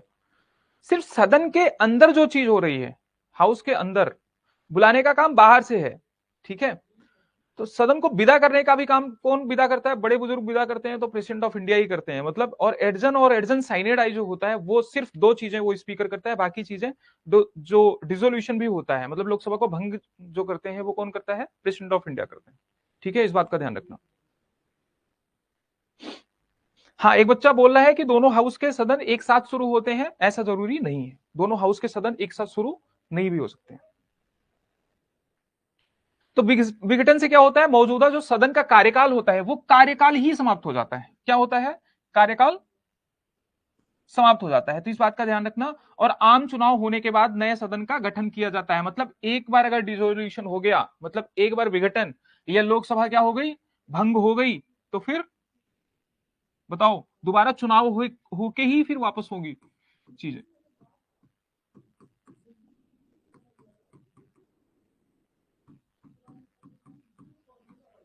ठीक है, तो दोबारा राज्यसभा का डिसॉल्व कब होता है, कितने साल में बताओ? लोकसभा का सामान्यतः 5 साल में होता है, राज्यसभा का कितने साल में होता है? फटाफट डिसोल्यूशन बताओ तुरंत, बिल्कुल देर मत करना। बताया था उस दिन कौन डिसॉल्व करता है, प्रेसिडेंट करते हैं या चेयरमैन करते हैं राज्यसभा को डिसॉल्व?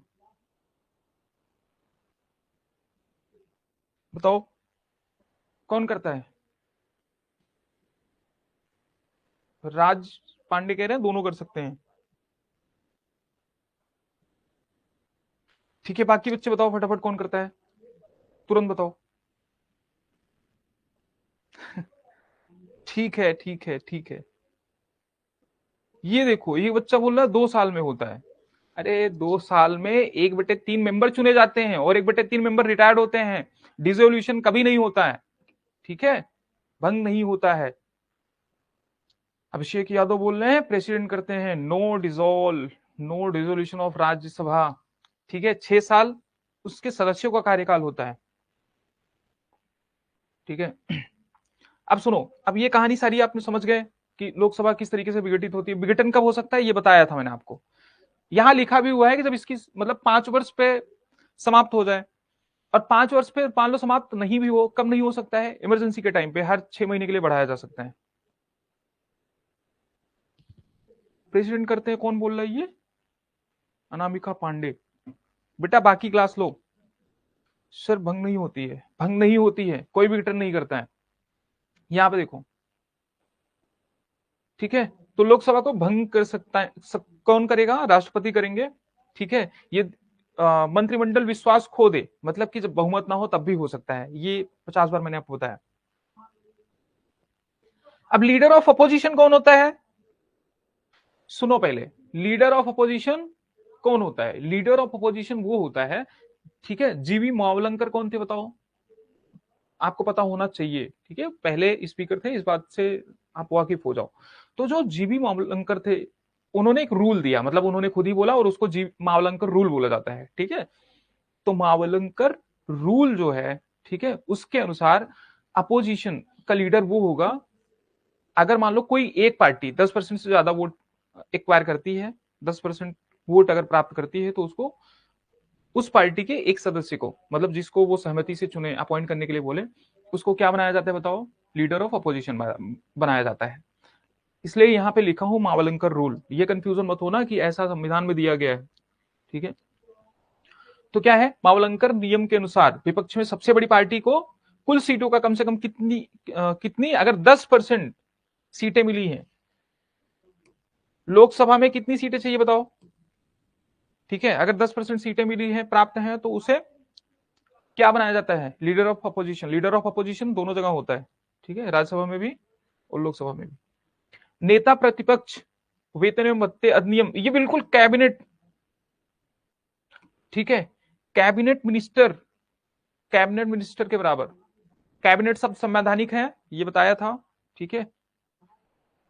सुनो पहले, तो कैबिनेट मिनिस्टर के रैंक की जो प्रिविलेजेस होती है वो मिलती हैं, इस हिसाब से तो पिछली बार तो कोई, ठीक है, लीडर ऑफ अपोजिशन बना ही नहीं। उसका रीजन है ना, लीडर ऑफ अपोजिशन कौन नहीं बना, ठीक है, 50%, सॉरी 10% सीट आए थे उनके, नहीं आए थे, ठीक है। और पिछली बार ही नहीं, 2019 से बना ही नहीं कोई, ठीक है। यहां पे देखो, सदन के नेता, इस बार भी नहीं है अभी कोई लीडर ऑफ अपोजिशन, ठीक है, वैसे रिकॉग्नाइज किया है। मेरी बात ध्यान से सुनो, तो सदन के नेता, ठीक है, लोकसभा के नियमों, ठीक है, बहुत ध्यान से समझना, जो लीडर ऑफ अपोजिशन होते हैं, जो लीडर ऑफ अपोजिशन होते हैं, उनको कैबिनेट रैंक की सुविधाएं मिलती हैं। सुविधाएं में सैलरी से कंफ्यूज मत होना, उनको बेंगलो मिलते हैं अच्छे खासे, ठीक है।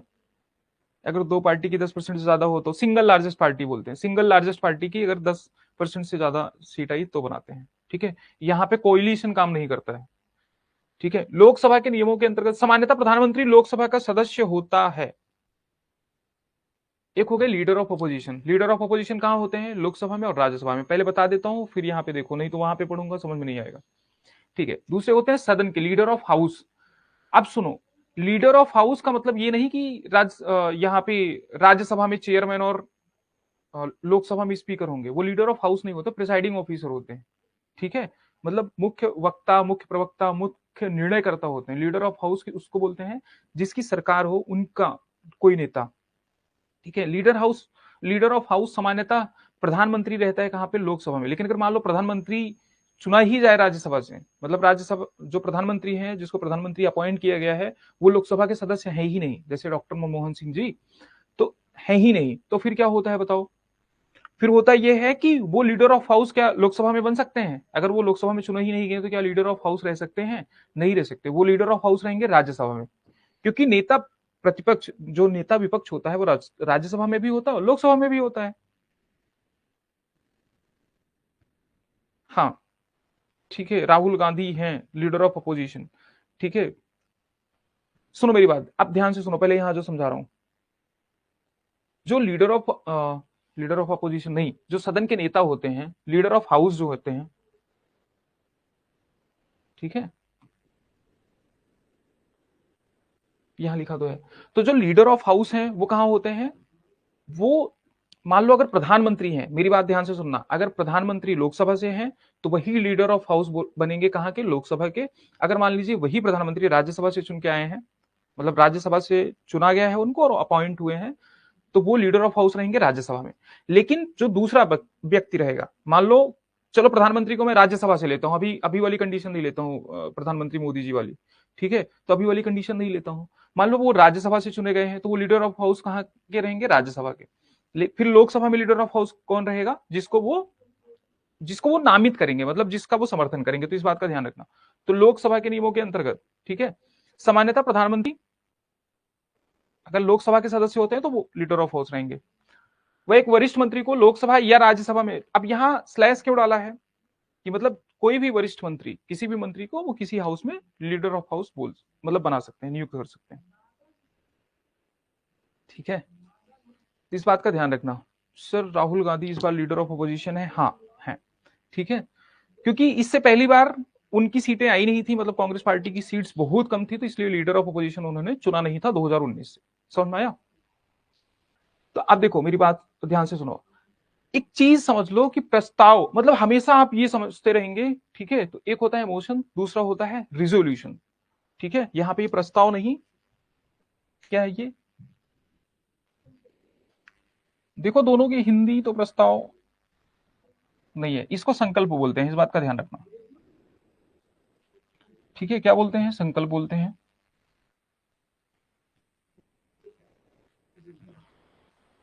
ठीक है, तो यहां इसकी जगह पर क्या है, संकल्प लिख लो आप। अब देखो बजट स्टार्ट कर रहे हैं, मतलब देखो मैं आपको बजट इसलिए नहीं स्टार्ट कर रहा हूं, बजट पढ़ा के फिर ये संकल्प और मोशन इसलिए नहीं पढ़ा रहा हूं, क्योंकि जैसे बजट जैसी स्थिति होती है, जिस तरीके से बजट पास होता है उसी तरीके से अन्य बिल भी पास होते हैं। ठीक है, एक बच्चा बोल रहा है कि इसका मतलब मनमोहन सिंह के टाइम पे सोनिया गांधी थी। सोनिया गांधी नहीं थी। ठीक है, अब सुनो पहले यहां पे देखो, मूल देखो प्रस्ताव क्या होता है, लेकिन जो राज्यसभा मतलब जो प्रधानमंत्री होते हैं वो प्रस्तावित करते हैं, इस नाम को ध्यान में रखो। ठीक है, तो जो प्रस्ताव होता है, अगर मान लो कोई संकल्प आया, कोई प्रस्ताव है नॉर्मल है, मतलब उसको स्वीकार कर लो अस्वीकार कर दे, मतलब जो प्रिसाइडिंग ऑफिसर है वो स्वीकार कर सकते हैं अस्वीकार कर सकते हैं, नॉर्मल होता है। ठीक है, उसको सिर्फ मान सकते हैं, मतलब जैसे मान लो किसी ने प्रस्ताव दिया बिना किसी बिल के कि इस पर्सन को हम क्या कर सकते हैं, इनको डिप्टी स्पीकर नामित किया जाए, तो बताओ जब तक रिजोल्यूशन नहीं आया है, ठीक है, जब तक उनके चुनाव का रिजोल्यूशन नहीं आया तब तक तो ठीक है। उनके चुनाव की डेट कौन निर्धारित करेगा? स्पीकर निर्धारित करेंगे। लेकिन जब तक कोई बिल नहीं आया है, अगर ओरली कोई चीज हो रही है, ठीक है, जिसपे वोटिंग की जरूरत नहीं है, जब वोटिंग की जरूरत नहीं है तो उसको प्रस्ताव बोलते हैं। लेकिन बिना वोटिंग के अगर कोई चीज पास ही ना हो पाए, ठीक है, कोई रिजोल्यूशन पास ही ना हो पाए तो उसको बोलते हैं संकल्प। ठीक है, तो संकल्प में वोटिंग की जरूरत होती है। ठीक है, यहां पे देखो, अब बहुत सारे डिफरेंट डिफरेंट मोशन होते हैं। अब मान लो अगर बजट आया, ठीक है,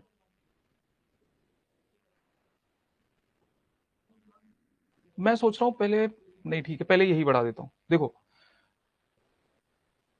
तो जो, अब सुनो बजट हो, सर मुझे आपसे एक प्रश्न पूछना है। हाँ पूछो ना, जिसको भी कोई प्रश्न पूछना है पूछो। सुनो, अब सुनो मेरी बात ध्यान से सुनना, कि अब चाहे वो बजट हो, ठीक है, चाहे वो कोई बिल हो कोई प्रस्ताव हो, जब वो लोकसभा में या राज्यसभा में पेश होता है तो उसको उसका क्लोजर भी किया जाएगा। क्लोजर मतलब ये होता है कि जब उसको वोटिंग के लिए रखा जाएगा, पहले बताओ कोई भी बिल आएगा लोकसभा में या राज्यसभा में, पहले उस पर डिस्कशन होगा। डिस्कशन किस तरीके से होगा, ठीक है, समापन किस तरीके से होगा उसी के बारे में बताया गया। तो जो समापन प्रस्ताव है, मतलब डिस्कशन क्या होता है, चर्चा हो चुकी है, अब इसको पास करने के लिए रखो सबके सामने, फिर वोटिंग होगी ना, पहले चर्चा होगी फिर वोटिंग होगी। तो चर्चा किस तरीके से होगी, ठीक है, और वोटिंग उसके बाद जस्ट बाद वोटिंग कैसे होगी, वही है समापन और कुछ नहीं। संसद में क्या है, संबंधित सदन के सदस्य द्वारा क्या किया जाता है, पेश किया जाता है समापन प्रस्ताव। समापन प्रस्ताव मतलब अब चर्चा का समय क्या हो गया, खत्म हो गया, अब समापन की तरफ चलते हैं। यहां नहीं, बिल में मान लो अगर कोई बिल आया, किसी भी हाउस में आया, ठीक है, लोकसभा में राज्यसभा में, उस पर अगर पर्याप्त चर्चा हो चुकी है और अब क्या हुआ है, अब समापन की ओर बढ़ रहे हैं, तो ठीक है, अब समापन कितने तरीके से हो सकता है, मतलब कितने तरीके से यह कहा जा सकता है, कितने तरीके से उस बिल पर चर्चा की जा सकती है और उस चर्चा को समाप्त किया जा सकता है। ठीक है, इसी को समापन कहते हैं। अब देखो, एक होता है सिंपल क्लोजर। सिंपल क्लोजर मतलब, सिंपल क्लोजर का एकदम सिंपल सा मतलब होता है कि साधारणता। ठीक है, लिख के बता दूं ज्यादा बेटर है, नहीं तो याद नहीं होगा। ठीक है, जिसको भी प्रश्न पूछना है, एक बच्चा बोल रहा है प्रश्न पूछना है तो पूछो ना।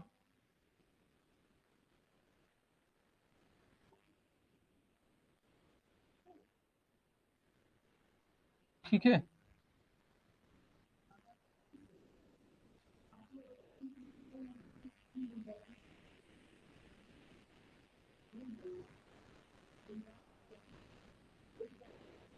ठीक है। अब सुनो, अब क्लोजर मोशन होता है वो कई तरीके का हो सकता है, तो इस बात का ध्यान रखना।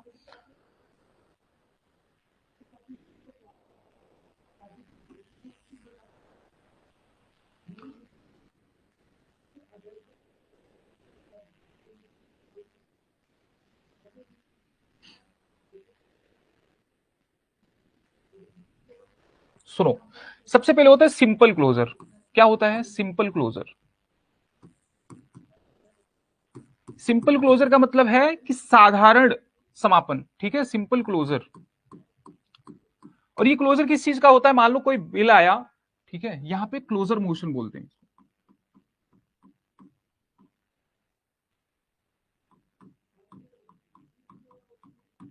ठीक है, क्लोजर मोशन, बात को बहुत ध्यान से समझना। तो साधारण समापन क्या होता है?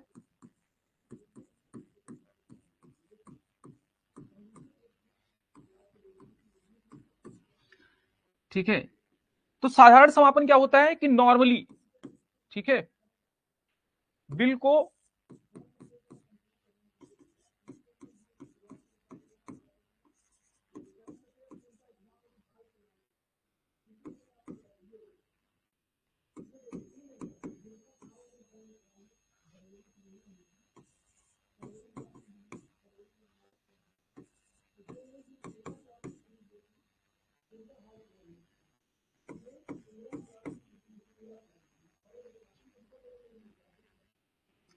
बिल पर, यहां पे को की जगह पर कर दो।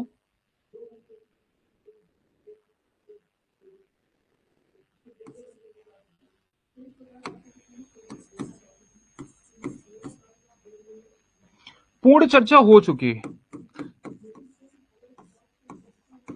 मान लो कोई बिल आए, ठीक है, हाउस में सदन में कोई बिल आ जाए और उस पर नॉर्मल अगर कोई चर्चा हो जाए, नॉर्मली अगर कोई चर्चा हो जाए, ध्यान से सुनना, तो उस पर कोई नॉर्मल चर्चा हो गई।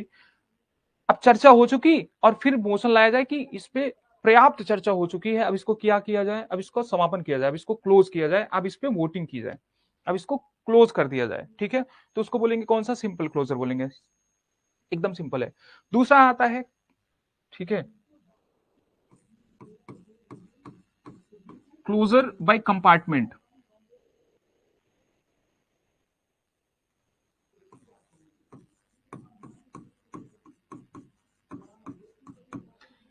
अब कंपार्टमेंट का मतलब क्या होता है? खंडशः समापन इसको बोलते हैं। क्या बोलते हैं? खंडशः।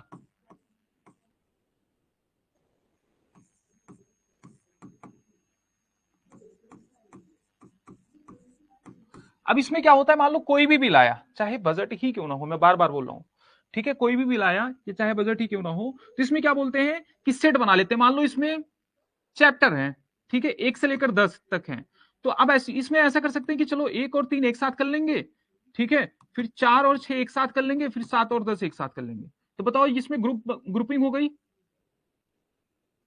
ठीक है, 7 और 10 एक साथ कर लेंगे। तो इसको बोलते हैं खंडशः समापन। सिर्फ समझ लो, क्योंकि लिखा तो मैंने ऑलरेडी है, तो जो लिखा है वो तो मैं आपको देख ही बता ही रहा हूं।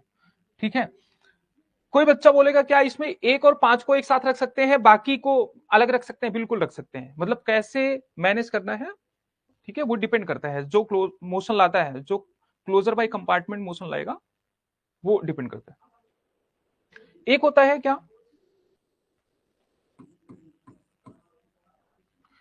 Kangaroo motion. ठीक है, कंगारू क्लोजर।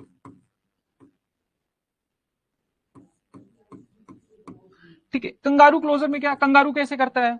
आपको बहुत ज्यादा लॉजिक नहीं, एकदम जैसे आप साधारण भाषा में समझते हो चीजों को वैसे समझो। कंगारू कैसे चलता है भाई? उछलता है, बड़ी तेजी से उछलता है। तो इसमें क्या करते हैं, ठीक है,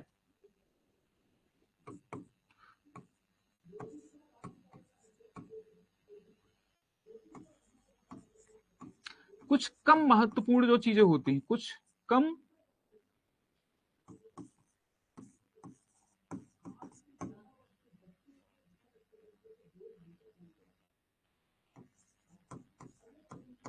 भाग को छोड़ दिया जाता है। क्या किया जाता है? छोड़ दिया जाता है।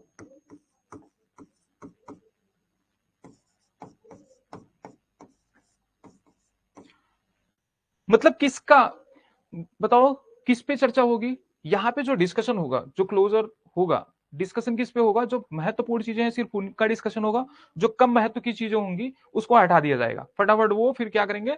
क्लोजर करेंगे। ठीक है, तो इस बात का भी ध्यान रखना। और एक होता है गिलोटिन। ठीक है,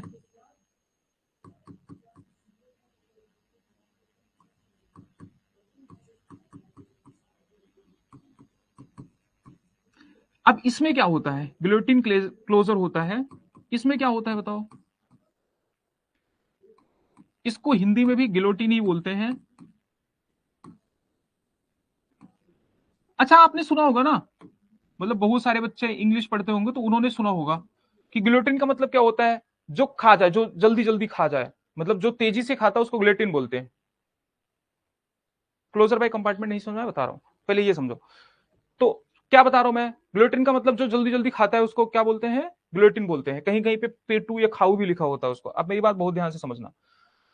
तो यहां पे क्या होता है, जो ये क्लोजर होता है, इसमें जितना डिस्कशन अभी तक हो चुका, क्या आएगा? क्लोजर आएगा भाई, कि अभी आपने बहुत सारा डिस्कशन कर लिया, अब इस पे कोई डिस्कशन नहीं होगा। मतलब अभी तक जो डिस्कशन हो गया है, दैट इज क्या? That is perfect. अब डिस्कशन नहीं होगा। ठीक है, तो गिलोटिन का मतलब ये होता है। तो जो मैंने सब चीजें समझाई है बस उस पर फोकस करो। ठीक है, गिलोटिन लिखा है मैंने आगे, तो मैं आपको दिखा रहा हूं। ठीक है, क्लोजर बाय कंपार्टमेंट का मतलब समझ में आया? क्लोजर बाय कंपार्टमेंट का मतलब कुछ नहीं है। मान लो 100 पेज का बिल आ गया, हाउस के सामने 100 पेज का बिल आ गया। अब हाउस ने क्या किया? इसको खंडसा करते हैं। मतलब इसमें क्या करते हैं? जो पहले 3 चैप्टर है उसको एक साथ ले लेते हैं, लास्ट के 3 चैप्टर है उसको एक साथ ले लेते हैं, और जो बीच वाला पार्ट है उसको एक साथ ले लेते हैं। तो मतलब ऐसे ग्रुप बना लिया और ग्रुपिंग करके उन्होंने आराम से उसको पढ़ा। ऐसा नहीं कि कैसे भी। सिंपल क्लोजर का मतलब क्या है? सिंपल क्लोजर का मतलब लगे पड़े हैं, ठीक है, और अपना आराम से डिस्कशन कर रहे हैं, आराम से क्लोज कर रहे हैं। कंपार्टमेंट में क्या हुआ? इन्होंने ग्रुपिंग की, खंडसा बोलते हैं। तो ग्रुपिंग की, ग्रुपिंग ग्रुपिंग करने के बाद चर्चा की और फिर क्लोज किया। कंगारू में समझ में आया होगा, बिल्कुल आसान है। जो कम महत्वपूर्ण मुद्दे हैं उनको छोड़ दिया जाता है, जो महत्वपूर्ण मुद्दे हैं सिर्फ उन पर चर्चा की जाती है। ग्लोटिन समझ में नहीं आया तो फिर से समझो, ग्लोटिन कुछ होता ही नहीं है। ग्लोटिन जब आएगा ना, ग्लोटिन मोशन जब आएगा, क्लोजर मोशन जब आएगा, तो उसमें क्या होगा? उसमें सिंपल सिंपल सीधा ये है कि अभी तक जितनी चर्चा हो गई उतना ठीक है, अब इसको क्या करो? पास करो। ठीक है, तो बस, तो ये ठीक है। तो सिंपल क्लोजर क्या है? कि मेड व्हेन मेंबर प्रपोजेस क्या? That the matter having been sufficiently discuss, मतलब खूब अच्छे से डिस्कस किया गया, कोई दिक्कत है नहीं। ठीक है, जब पर्याप्त चर्चा हो जाने के बाद क्या होता है बताओ? मतदान कराया जाता है। और खंडों में समापन, खंडसार समापन क्या होता है? इस मामले में किसी विधेयक का या लंबे प्रस्ताव के खंडों को बहस शुरू होने से पहले खंडों में भी क्या किया जाता है? विभाजित किया जाता है। मतलब अलग अलग पार्ट्स बना लिए जाते हैं। इस बहस में प्रत्येक खंड को समग्र रूप से संबोधित किया जाता है और फिर क्या किया जाता है? पूरे खंड को मतदान के लिए रख दिया जाता है। समझ में आया? एकदम सिंपल, ग्रुप बना लिया, ग्रुपिंग करके फिर मतदान के लिए रखा। ठीक है, कंगारू क्लोजर क्या है? सेम कंगारू क्लोजर मैंने आपको समझा दिया है कि ओनली द की, जो की क्लॉज होता है सिर्फ वही डिस्कस किया जाएगा। मतलब जो महत्वपूर्ण भाग होगा सिर्फ वही डिस्कस किया जाएगा, अदर पार्ट्स डिस्कस नहीं किए जाएंगे। वैसे ही गिलोटिन है, इसमें क्या है? ये तब होता है जब यह समय की कमी के कारण क्या बोल दिया जाता है? पर्याप्त चर्चा हो चुकी है, अब पास करो इसको। समझ में आया? हाँ, मोशन पे ज्यादा चर्चा नहीं आया, ठीक है, ज्यादा क्वेश्चन नहीं आए हैं, लेकिन फिर भी ठीक है। मतदान हाउस करेगा और कौन करेगा? एक बच्चा पूछ रहा है मतदान कौन करता है? मतदान हाउस करता है। ठीक है, हाउस मतलब सदन, लोकसभा राज्यसभा, जहां पे भी बिल पेश होगा वहां पे वो करेंगे। ठीक है, तो ये कुछ और भी प्रस्ताव है, जैसे मान लीजिए अब देखो अलग अलग मोशन आते हैं। मैंने क्या बोला कि अब ये प्रस्ताव आया है, अब ध्यान आकर्षक प्रस्ताव है। ठीक है, कॉलिंग अटेंशन मोशन इसको बोलते हैं। मान लो कोई मंत्री है, ये कब लाया जाता है? ठीक है, अब इसमें मैंने कुछ मोशन और डाले हैं, उसको आप जाके वहां से पढ़ लेना, इतने इंपॉर्टेंट है नहीं तो इसलिए उन पर डिस्कस करेंगे नहीं। ठीक है, फिर भी मतलब बहुत कम क्वेश्चन आए हैं, ना के बराबर क्वेश्चन पूछे गए। पूछे किस पे गए हैं? कि क्लोजर बाय कंपार्टमेंट। ठीक है, कंगारू क्लोजर, तो इस पे मैंने आपको बता ही दिया। फिर भी कोई चीज ऐसी छूट ना जाए इसलिए मैंने आपको इसमें डाल दिया। देखो, तो कॉलिंग अटेंशन मोशन का मतलब होता है कि ऐसा कोई मोशन लाया जाता है जिसमें किसी मंत्री के लिए लाया जाता है, मतलब मंत्री के जनरली खिलाफ लाया जाता है, मंत्री का ध्यान खिंचाया जाता है किसी तरफ। मान लो कोई मंत्री है, मान लो फाइनेंस मिनिस्टर है, बताओ, मान लो फाइनेंस मिनिस्टर है, ये रक्षा मंत्री है,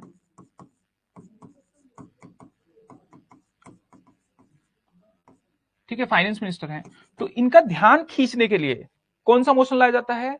कॉलिंग अटेंशन मोशन। अगर मान लीजिए किसी महत्वपूर्ण मुद्दे पे, मतलब सदन का कोई भी सदस्य जो है इनके लिए, ठीक है, इनका ध्यान खींचने के लिए किसी महत्वपूर्ण वित्त के किसी महत्वपूर्ण मुद्दे पे इनका ध्यान खींचने के लिए प्रस्ताव ला सकता है, जिसको क्या बोला जाता है? Calling attention motion.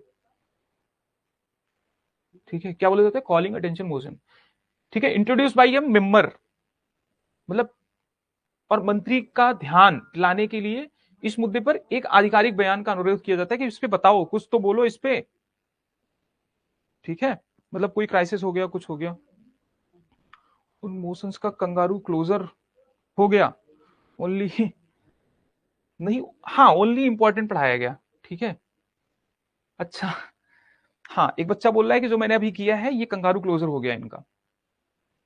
Privilege motion क्या होता है? एकदम सिंपल, मैं आपको बता सारा रहा हूं, देखो प्रिविलेज मोशन क्या होता है? प्रिविलेज मोशन ये होता है जैसे जो मंत्री होते हैं, मैंने आपको बताया था ना, जो कैबिनेट मिनिस्टर होते हैं, मिनिस्टर ऑफ स्टेट्स होते हैं, ठीक है, minister of states independent charge होते हैं, तो इनको अलग अलग सुविधाएं मिलती हैं, इनको प्रिविलेजेस मिलते हैं।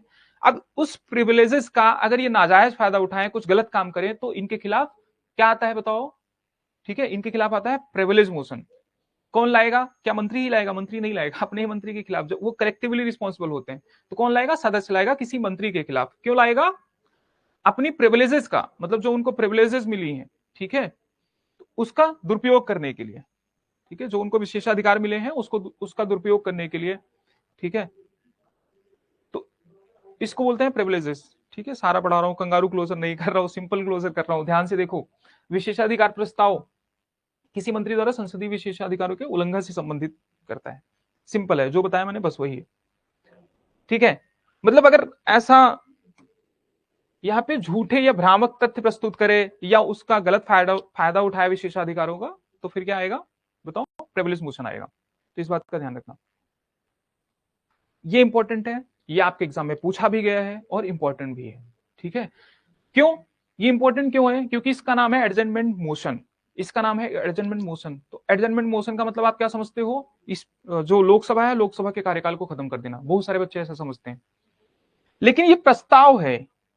ठीक है, ये एडजमेंट ऑफ हाउस नहीं है, ये एडजमेंट ऑफ हाउस, ये एडजन साइनेड आई नहीं है, ये क्या है? स्थगन प्रस्ताव है। ठीक है, तो स्थगन प्रस्ताव बहुत इंपॉर्टेंट होता है। जो स्थगन प्रस्ताव अगर मान लो आया, पहली बात तो सुनो, पहले आया तो कम से कम 2.5 घंटे चर्चा चलनी ही चाहिए, किसी भी हाउस में आ सकता है। ठीक है, तो 2.5 घंटे चर्चा चलनी ही चाहिए। क्या? स्थगन प्रस्ताव तत्काल सार्वजनिक महत्व के किसी विशिष्ट मामले को उजागर करने के लिए किया जाता है, जिसे स्वीकार करने के लिए कम से कम, अब देखो दो चीजें होती है, दो ऐसे मोशन होते हैं, एक नो कॉन्फिडेंस मोशन, दूसरा एडजमेंट मोशन। ठीक है, इसको लाने के लिए 50 जो सदस्य होते हैं, उस हाउस के 50 सदस्य का सिग्नेचर चाहिए होता है। अगर कोई मिनिस्टर गलत इंफॉर्मेशन दे, कौन सा मोशन लगाया जा सकता है? मैं बोलता रहा हूं, गलत इंफॉर्मेशन दे तो डिपेंड करेगा गलत इंफॉर्मेशन किस वजह से दिया है, तो उसको जो प्रिविलेजेस मिली है उसकी वजह से ना। वैसे गलत इंफॉर्मेशन का बेटा पता नहीं चल पाता, उसका रीजन है कि सीक्रेसी वगैरह यूज होती है, और वो किसी, मतलब कोई डिसीजन अगर उन्होंने गलत ले लिया तो फिर उसके लिए क्या होता है, कोई डिसीजन अगर गलत ले लिया तो किसी कोर्ट में सुनवाई नहीं होगी उनकी। वो स्पीकर है, स्पीकर क्या करेगा, स्पीकर के ऊपर डिपेंड करेगा। अब यहां मत ये सोचने लग जाना कि प्रेसिडेंट ही सब कुछ करेगा, प्रेसिडेंट नहीं करेगा। किसी ने कुछ गलत काम किया, कोई स्पीकर हो, कोई संसद, मतलब उस सदन का कोई सदस्य हो, तो उस पर अगर कोई गलत उसने कोई गलत काम किया, उसके कंडक्ट से रिलेटेड, उसके बिहेवियर से रिलेटेड, उसकी मिस इन्फॉर्मेशन से रिलेटेड डिसीजन कौन लेगा? स्पीकर लेगा। लेकिन प्रिविलेज मोशन भी लाया जा सकता है, इस बात का ध्यान रखना। आगे देखो, ठीक है, तो जिसे स्वीकार करने के लिए 50 सदस्यों के समर्थन की आवश्यकता होती है कम से कम। एडजमेंट मोशन क्या होता है? बहुत महत्वपूर्ण मुद्दे पर चर्चा कराने के लिए एडजमेंट मोशन लाया जाता है, पहली बात। दूसरी बात, अगर एडजमेंट मोशन आया तो कम से कम उस सदन में 2.5 घंटे, कम से कम लिखा गया है 2.5 घंटे चर्चा चलना अनिवार्य है। ठीक है, तो 2.5 घंटे चर्चा चलेगा ही चलेगा, इस बात का ध्यान रखना। ठीक है, क्या the debate on adjourn motion must be at least 2 hours and 30 minutes, कम से कम 2.5 घंटे चर्चा चलेगी ही चलेगी, क्योंकि बहुत इंपॉर्टेंट होता है ना सदन का जो काम होता है, काम का जो चलता है बहुत इंपॉर्टेंट होता है। तो ऐसा ही नहीं कि आप एडजमेंट मोशन भी लाए, बहुत महत्वपूर्ण भी हो और डिस्कशन भी नहीं करेंगे, तो ऐसा नहीं होगा, इसलिए प्रावधान बना दिया गया क्या, 2.5 घंटे का। कि typically such a motion implies ensure of the, मतलब वो गवर्नमेंट के खिलाफ जनरली लाया जाता है, लेकिन सुनो जनरली बोल रहे हैं, ठीक है। कंडीशंस फॉर, कंडीशन क्या होनी चाहिए, क्या स्पेसिफिक होना चाहिए, रिसेंट होना चाहिए, फैक्चुअल, अर्जेंट, मतलब अर्जेंट होना चाहिए। सबसे इंपॉर्टेंट ये है कि आप समझो इंपॉर्टेंस का मुद्दा होना चाहिए, बस और कुछ नहीं, महत्वपूर्ण होना चाहिए। डिसाइड कौन करेगा महत्वपूर्ण है कि नहीं, उसको एक्सेप्ट करना है कि नहीं करना है, कौन डिसाइड करेगा, प्रिसाइडिंग ऑफिसर। समझ में आया, सारी चीजें प्रिसाइडिंग ऑफिसर, ठीक है। अब इसमें अदालती मामले और ये सब नहीं होना चाहिए वो, ठीक है, इतना डीप में नहीं आएगा, ठीक है। अब नो कॉन्फिडेंस मोशन क्या होता है, नो कॉन्फिडेंस मोशन भी क्या होता है बताओ। नो कॉन्फिडेंस मोशन सामान्यतः जो विपक्षी पार्टी है ना, वो क्या करती है, वो नो कॉन्फिडेंस मोशन लेके आती है कि तुम्हारी सरकार तो अब बहुमत में है ही नहीं। तो अगर नो कॉन्फिडेंस मोशन आया, पहली बात तो उसमें 50 लोगों का सिग्नेचर होना चाहिए। 50 लोगों का सिग्नेचर होने के बाद भी जो presiding officer, no confidence motion सिर्फ और सिर्फ कहां लाया जाएगा बताओ, लोकसभा में, ठीक है, क्योंकि कॉन्फिडेंस कहां साबित करना होता है, लोकसभा में, ना कि राज्यसभा में। अब बात सुनो, 50 लोगों ने सिग्नेचर कर भी दिया, तो अब ऐसा भी हो सकता है कि स्पीकर उसके बाद भी मना कर दे। स्पीकर को सीधा सीधा दिख रहा है कि पार्टी बहुमत में है, 300 प्लस है, ये ठीक है, ये दिख रहा है 275 प्लस है, स्पीकर को सीधा सीधा दिख रहा है, तो मना कर सकता है उसके बाद भी। उसको लगेगा कि ये विपक्ष फालतू में नाटक कर रहा है। लेकिन अगर ऐसा कुछ भी डाउट आए तो स्पीकर, मतलब उस स्थिति में डिसीजन कौन लेगा, स्पीकर लेगा, इस बात का ध्यान रखना। तो जब नो कॉन्फिडेंस मोशन आएगा, नो कॉन्फिडेंस मोशन कुछ नहीं होता है, एक प्रस्ताव होता है, ठीक है। वो प्रस्ताव अगर, फिर से बोल रहा हूं मैं, अगर जो total member of the house है, total member, present and voting नहीं, total member of the house के 50% से ज्यादा वोट आ गए। सरकार कब बनती है, जब कुल, मतलब जो लोकसभा है, किसी की गवर्नमेंट कब बनती है, लोकसभा के जितने सदस्य हैं। अब प्रेजेंट एंड वोटिंग कैसे, क्या इलेक्शन के टाइम पे प्रेजेंट एंड वोटिंग देखेंगे, तो वहां देखते नहीं है। तो टोटल हाउस का मतलब कॉमन सेंस लगाओ, टोटल हाउस में जितने सदस्य होते हैं उसका बहुमत चाहिए। बहुमत मतलब क्या होता है, 50% से ज्यादा। समझ में आया। तो नो कॉन्फिडेंस मोशन कितने से पास होना चाहिए, 50% से ज्यादा। प्रेजेंट एंड वोटिंग का नहीं, याद रख लो, कैसे याद रखोगे भाई, सरकार चाहिए तो फिर कुल हाउस का बहुमत होना चाहिए आपके पास, सिंपल है। इसको बोलते हैं no confidence motion. No confidence motion अगर पास हो गया तो सरकार गई समझो, ठीक है, सरकार गई। अभी तक, ठीक है, अटल बिहारी वाजपेयी जी की सरकार में 1999 में पास हुआ है एक बार नो कॉन्फिडेंस मोशन, बस, ठीक है, आया कई बार है, पास एक ही बार हुआ है, ठीक है। तो कहां आएगा, लोकसभा में, क्योंकि लोकसभा में इसको साबित करते हैं, ठीक है, बहस होता है और बहुत सारी चीजें। कह रहे हैं कि अगर अविश्वास प्रस्ताव पास हो गया तो इस्तीफा देना पड़ता है प्रेजेंट गवर्नमेंट को, सिंपल है। एक बच्चा बोल रहा है इफेक्टिव मेजोरिटी होनी चाहिए कि 273 सीट चाहिए, जब मैं बोल रहा हूँ total house, total house effective majority नहीं होती, इफेक्टिव मेजोरिटी होती है total house plus vacancies, vacancies में कह रहा नहीं, कुल का, कुल का, ठीक है।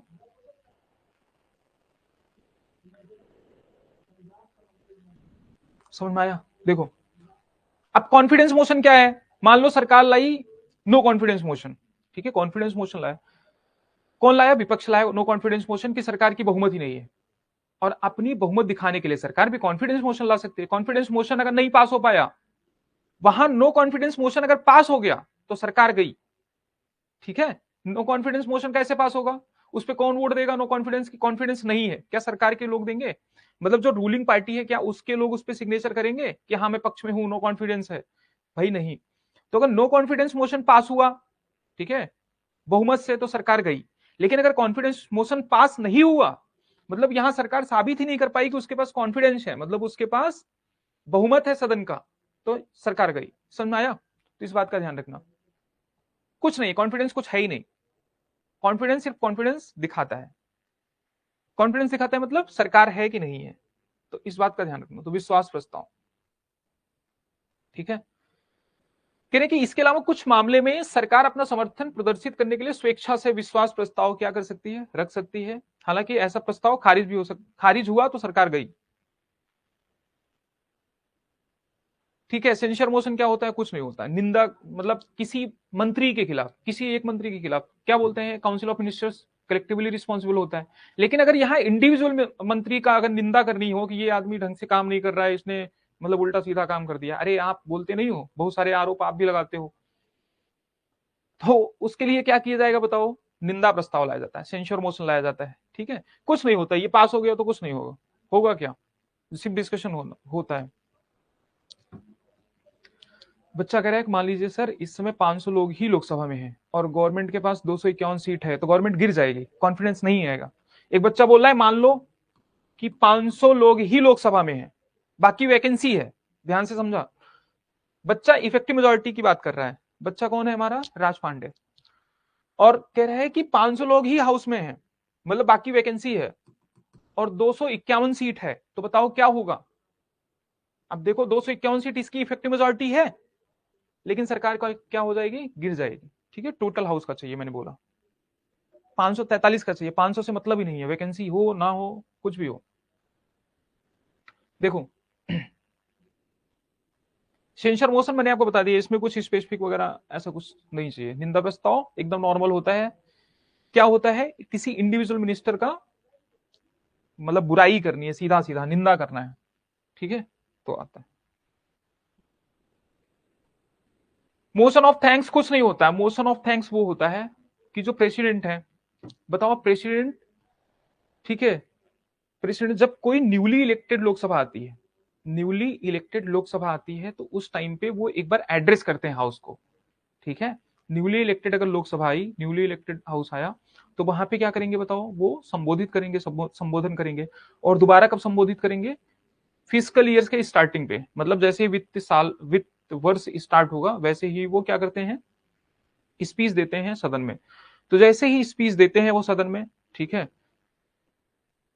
सुनो, कंबाइंड सदन मतलब कि दोनों की यहाँ पे ज्वाइंट सिटिंग इसको इसलिए नहीं बोलते क्योंकि यहाँ पे कोई बिल वाला मुद्दा नहीं है, लेकिन दोनों हाउस साथ में बैठते हैं और वहां पे उनको संबोधित करते हैं।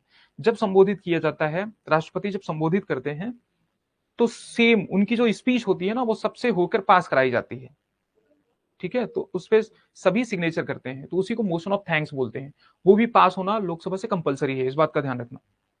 ठीक है, कुछ नहीं है। देखो संसद में धन्यवाद प्रस्ताव क्या होता है, प्रत्येक आम चुनाव और सत्र और प्रत्येक वित्तीय वर्ष की शुरुआत में, कब आता है बताओ, वित्तीय वर्ष की शुरुआत में राष्ट्रपति के अभिभाषण के बाद आता है। और इस अभिभाषण में क्या होता है, राष्ट्रपति पिछले वर्ष और आगामी वर्षों दोनों में सरकार की नीतियों और कार्यक्रमों की रूपरेखा प्रस्तुत करते हैं। मतलब उनको कुछ नहीं, एक लिखा लिखाया भाषण दिया जाता है प्रेजेंट गवर्नमेंट की तरफ से। ठीक है, और संसद के दोनों सदनों में इस प्रस्ताव पर क्या होती है बताओ, चर्चा होती है। मतलब जो वो भाषण देंगे उसी पे चर्चा होगी। यदि ऐसा नहीं हुआ तो यह और सुनो, और चर्चा होगी और ये प्रस्ताव पास होगा, और अगर ऐसा नहीं हो पाया, प्रस्ताव पास नहीं हुआ बहुमत से, तो क्या होगी बताओ, सरकार गिर जाएगी। क्यों गिर जाएगी, अरे प्रेजेंट गवर्नमेंट, मंत्रियों की नियुक्ति कौन करता है, प्रेसिडेंट करते हैं। प्रधानमंत्री की नियुक्ति कौन करता है, प्रेसिडेंट करते हैं।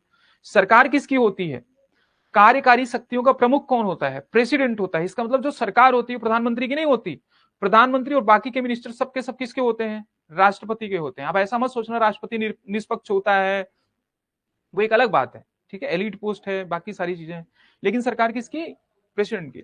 और प्रेसिडेंट ने जो भाषण दिया वही पास नहीं हो पाया, तो बताओ सरकार गई समझो। यह भाषण सदस्यों को सरकार के प्रदर्शन पर चर्चा, बहस और आलोचना करने का अवसर प्रदान करती है।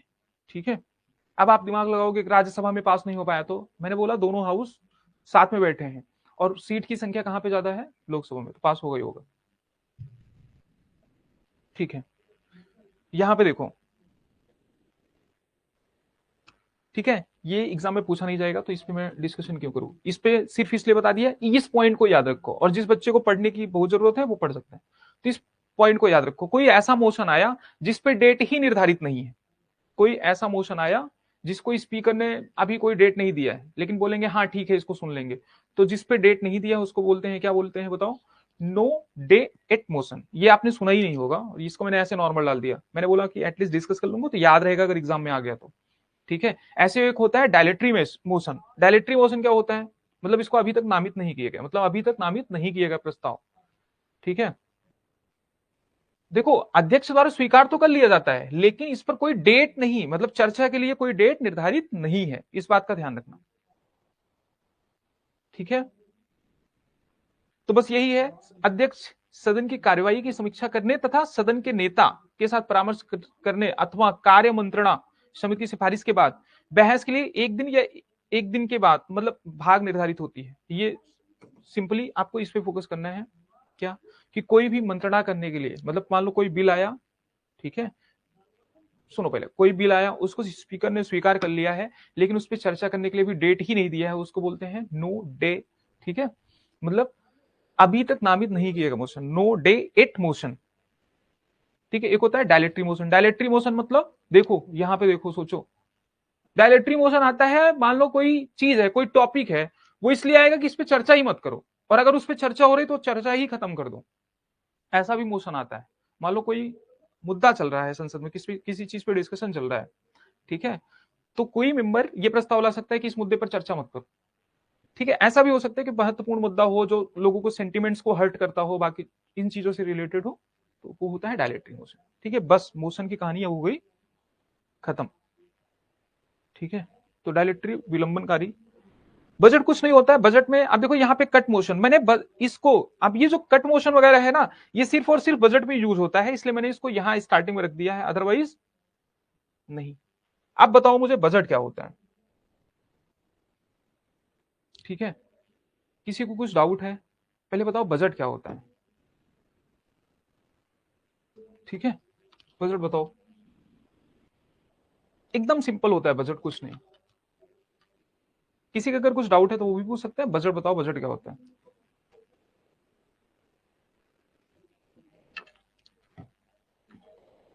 चलो एकदम सिंपल सा क्वेश्चन पूछता हूं मैं, कि भारतीय संविधान के अनुच्छेद 112 में बजट शब्द का उल्लेख हुआ है, कथन सही है गलत है। अच्छा, मैं आपका कमेंट लूंगा नहीं, क्यों, क्योंकि आपने सही बताया है, अगर मैंने ये कमेंट ले लिया सभी यही बताएंगे प्रियांशु, ठीक है, यू आर करेक्ट।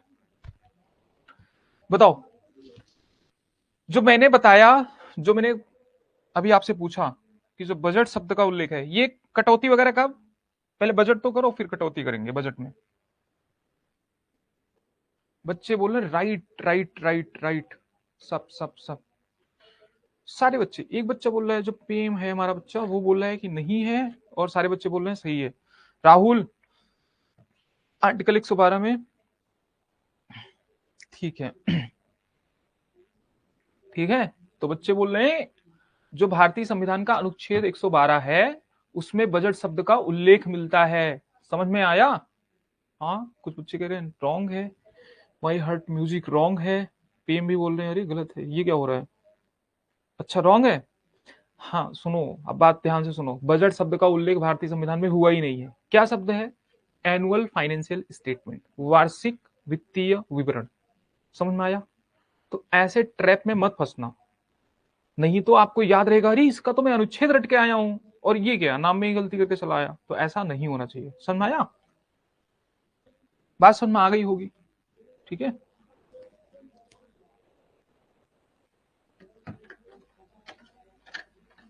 ग्रेट, बहुत अच्छा, ठीक है।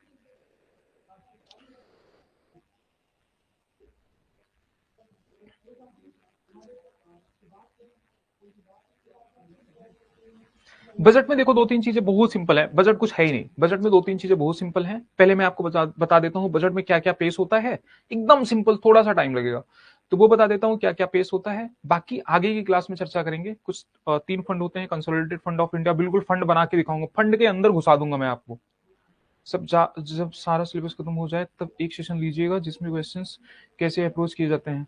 सबसे पहले ना, हाँ जब सिलेबस खत्म हो जाएगा तो क्वेश्चन करना बताऊंगा, क्वेश्चन इसी तरीके से, क्वेश्चन तभी सही नहीं कर सकते आप जब आपको सारी चीजें आती हो, क्वेश्चन में दो स्टेटमेंट, तीन स्टेटमेंट, चार स्टेटमेंट, बताओ बहुत सारे बच्चे हैं, मैं देखो मैं मेरी अप्रोच बताता हूँ, मैंने यूपीएससी के एग्जाम मतलब दिए, बहुत तगड़े दिए, ठीक है, और बहुत अच्छे अच्छे मार्क्स आए, लेकिन मैं पीसीएस ना, मेरी हिम्मत नहीं हुई देने की, बताओ क्यों भाई, मैं फालतू की चीजें में नहीं फंसना चाहता, पूछो उसका रीजन है, कुछ फैक्चुअल चीजें आती है मेरे लिए, यूपीएससी आसान है, पीसीएस मेरे लिए टफ है, पूछो क्यों।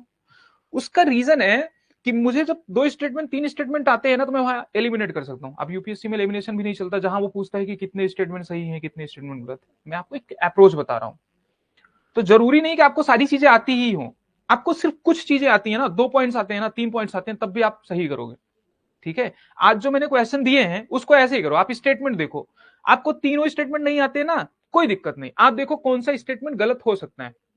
मान लो स्टेटमेंट, 3 स्टेटमेंट है, तीसरा तीसरा ऑप्शन गलत है, तो पहले के साथ अगर तीसरा आया है, दूसरे के साथ भी तीसरा आया है, और चौथे के साथ तीसरा आया है, और जो एक ऑप्शन बचा उसमें तीसरा नहीं, इसका मतलब वही स्टेटमेंट सही होगा। बाकी के आपको स्टेटमेंट आते हो ना आते हो कोई फर्क पड़ता नहीं है। तो क्वेश्चन कैसे किए जाते हैं, अप्रोच क्या होगा उसका, वो भी बताऊंगा मैं आपको।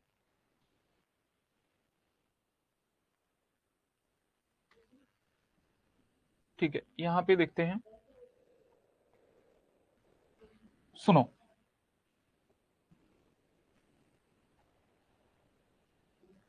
बताओ बजट में कितने डॉक्यूमेंट्स जनरली पेश किए जाते हैं। बजट बताओ कौन से ईयर का दिया जाता है, बजट कौन से ईयर का दिया जाता है, कौन सी ईयर का बजट होता है, बजट किस तारीख को पेश होता है।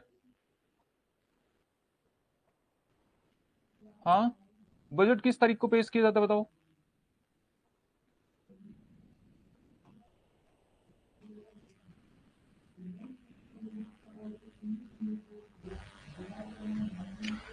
हाँ,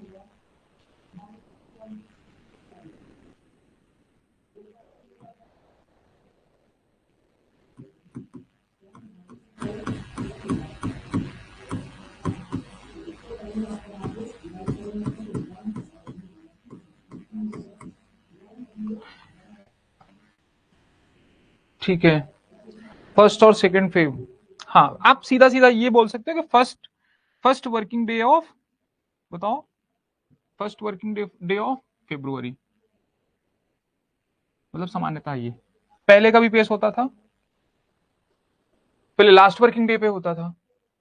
सुनो, अच्छा ये फाइनेंशियल ईयर में बच्चे कंफ्यूज रहते हैं, वो बोलते हैं अरे गुरुजी हमको तो यही समझ नहीं आता, फाइनेंशियल ईयर पता नहीं 1 मार्च से स्टार्ट होता है कि 31 मार्च से स्टार्ट होता है।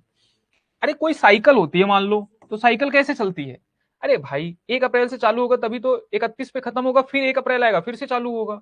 अब ऐसा थोड़ी ना 1 मार्च से खत्म होगा, 1 मार्च से चलेगा, 31 अप्रैल को खत्म होगा, तो अप्रैल के बाद फिर मई आएगा, फिर मई से स्टार्ट होगा। तो समझ में आया। 1 जून से 31 अगस्त तक का, हे भगवान, ये कौन सा बच्चा है, मोहन पटेल। हे प्रभु, अब क्या हो गया। अभी बात तो शायद 28 जुलाई को किया गया था। ठीक है, 28 जुलाई को क्यों किया गया था, क्योंकि इससे पहले इंटरिम बजट आ चुका था, वो बताएंगे, मैं आप मतलब बताने वाला हूं, टेंशन मत लो। ठीक है,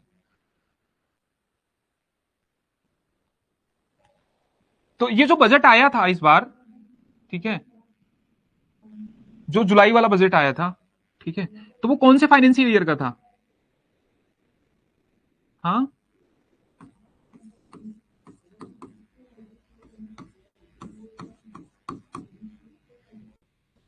इसको ऐसे नहीं लिखा जाता, इसको लिखा जाता है FY, क्या फाइनेंशियल ईयर 2024-25, यही लिखा जाता है। ठीक है, 25 है जानबूझ के, क्या कह रहे हो जानबूझ के गलत। ठीक है, अभी बात तो शायद 28, हाँ इस बार 28 जुलाई को किया गया था, क्योंकि इंटरिम बजट था बेटा, वो सरकार क्या है, मतलब चुनाव जब होता है तो उस टाइम पे इंटरिम बजट आता है, भरोसा नहीं होता ना कि कौन सी सरकार बनेगी। सुनो, 3 डॉक्यूमेंट्स पेश किए जाते हैं। अच्छा ये बताओ, ये प्रपोज्ड होता है, क्या होता है बताओ, प्रपोज्ड। मेरे बच्चे ध्यान से सुनना, रियल में जो बजट का मतलब होता है वो सिर्फ यही होता है, एक्चुअल में जो बजट का मतलब होता है वो यही होता है, इसके अलावा बजट का ऐसा कोई मतलब होता नहीं है।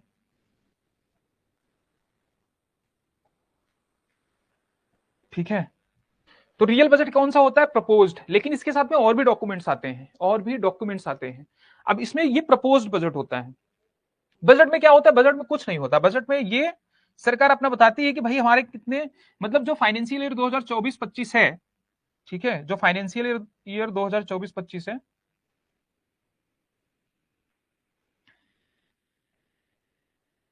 क्या कर रहा हूं मैं,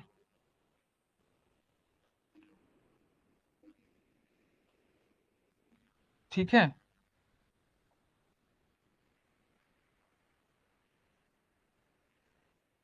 तो इसका रिसीट कितना होगा,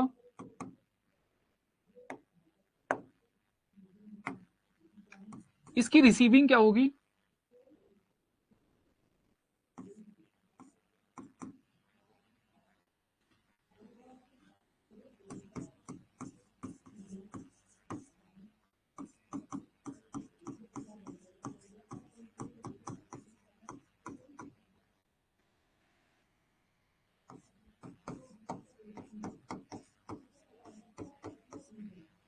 इनकम का मतलब ये नहीं कि प्रॉफिट समझ लेना, ठीक है, रिसीट मैं बोल रहा हूं।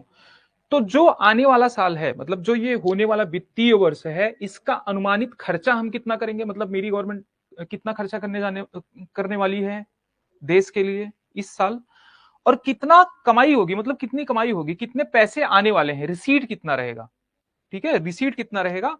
तो ये होता है मेन बजट। इसीलिए इसको बोलते हैं कि फाइनेंशियल ईयर 2024-25 का बजट आया। लेकिन जब बजट पेश होता है तो इसमें सिर्फ यही नहीं होता है।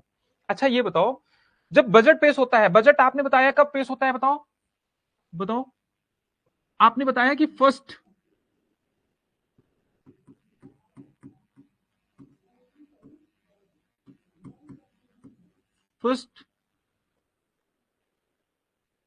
फर्स्ट वर्किंग डे ना।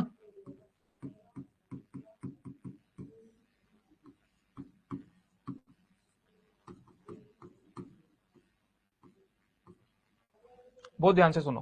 तो अगर फर्स्ट वर्किंग डे पेश हो रहा है बजट,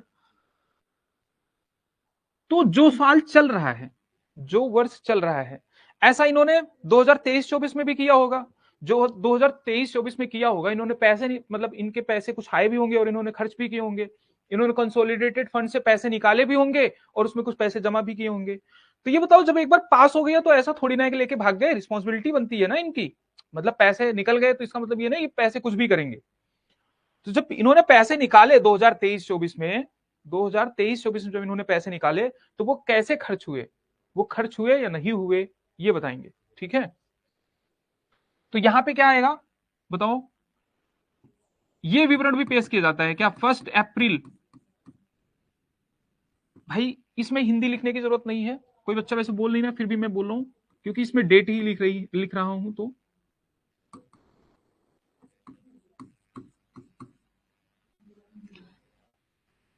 क्या FY,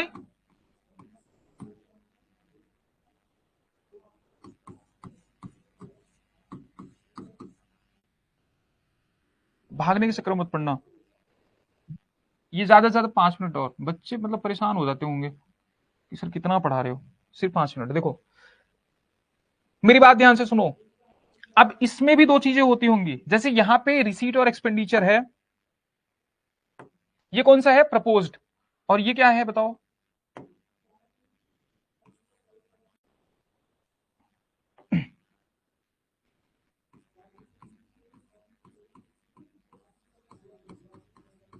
ये एस्टिमेटेड है, ये अनुमानित है, आने वाले टाइम के लिए प्रपोज्ड है। इसको इसीलिए इसको बोला जाता है proposed receipt and proposed expenditure.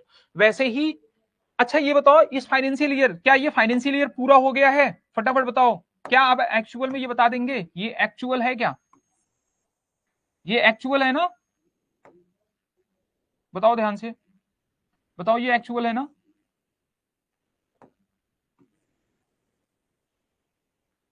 यहां पे भी रिसीट होगा।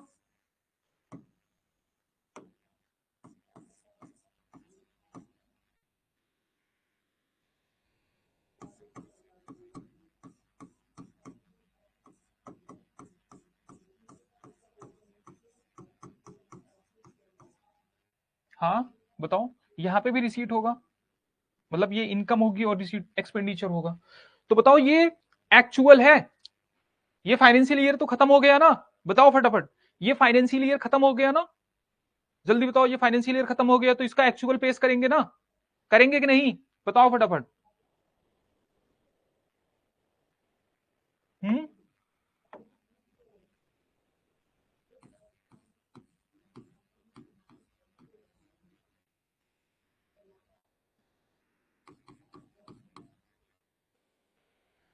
एक्चुअल पेश करेंगे या नहीं। क्लास मत छोड़ना कोई, नहीं तो बजट समझ में नहीं आएगा। क्या कह रहे हो, अच्छा फंसाया गुरुजी ने। ठीक है।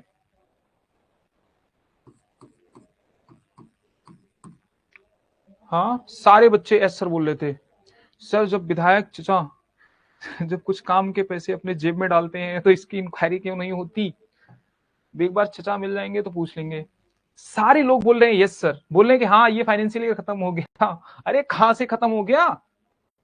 हे भगवान, अभी उठे नहीं हो ना काफी लोग सो के? दिमाग लगाओ, कहां से खत्म हो गया? फिर ये कब पेश हो रहा है? फरवरी में पेश हो रहा है। तो एक्चुअल एक्चुअल कैसे हो जाएगा? और इनको हिसाब कब तक का देना है? 31 मार्च तक का। कब खत्म होता है फाइनेंशियल ईयर? 31 मार्च तक।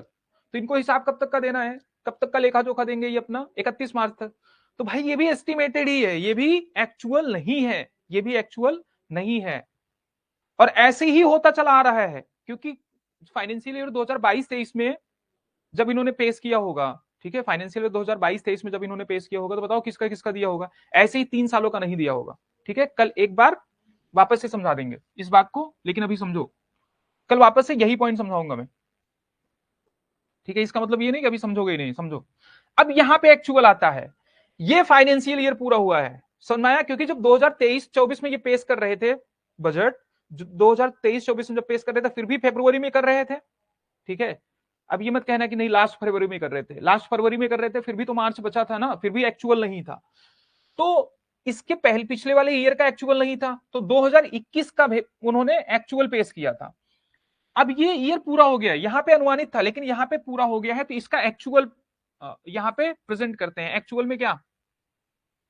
एक्चुअल में सिंपल सा यही रिसीट, ठीक है, रिसीट और एक्सपेंडिचर, इसको बोलते हैं एक्चुअल रिसीट, एक्चुअल एक्सपेंडिचर।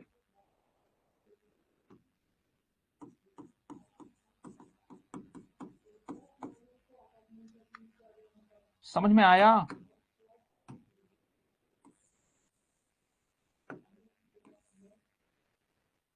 बताओ फटाफट, किसको किसको कॉलेज जाना है? क्लास आज के लिए बस इतना ही।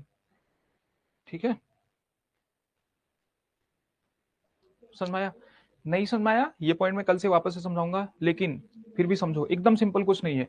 बजट मेन क्या होता है? मेन बजट क्या है? ये, ठीक है, ये अनुमानित वर्ष के लिए फाइनेंशियल ईयर के बजट आता है। यही बोलते हैं ना लोग कि अब बजट आया है। बजट कौन सी ईयर का आया है? बोलते हैं वित्त वर्ष ये का आया है।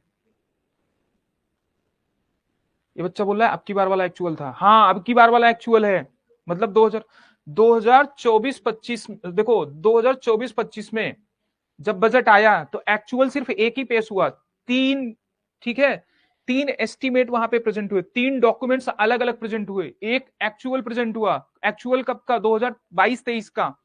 एक एस्टिमेटेड, ठीक है, एस्टिमेटेड अनुमानित, ठीक है, वो प्रेजेंट हुआ, वो कौन से ईयर का? 2023-24 का। और प्रपोज्ड, मतलब कितना आएगा भविष्य में, क्या होगा, वो बीच वाला समझ में नहीं आया? ये तो एकदम सिंपल है बेटा।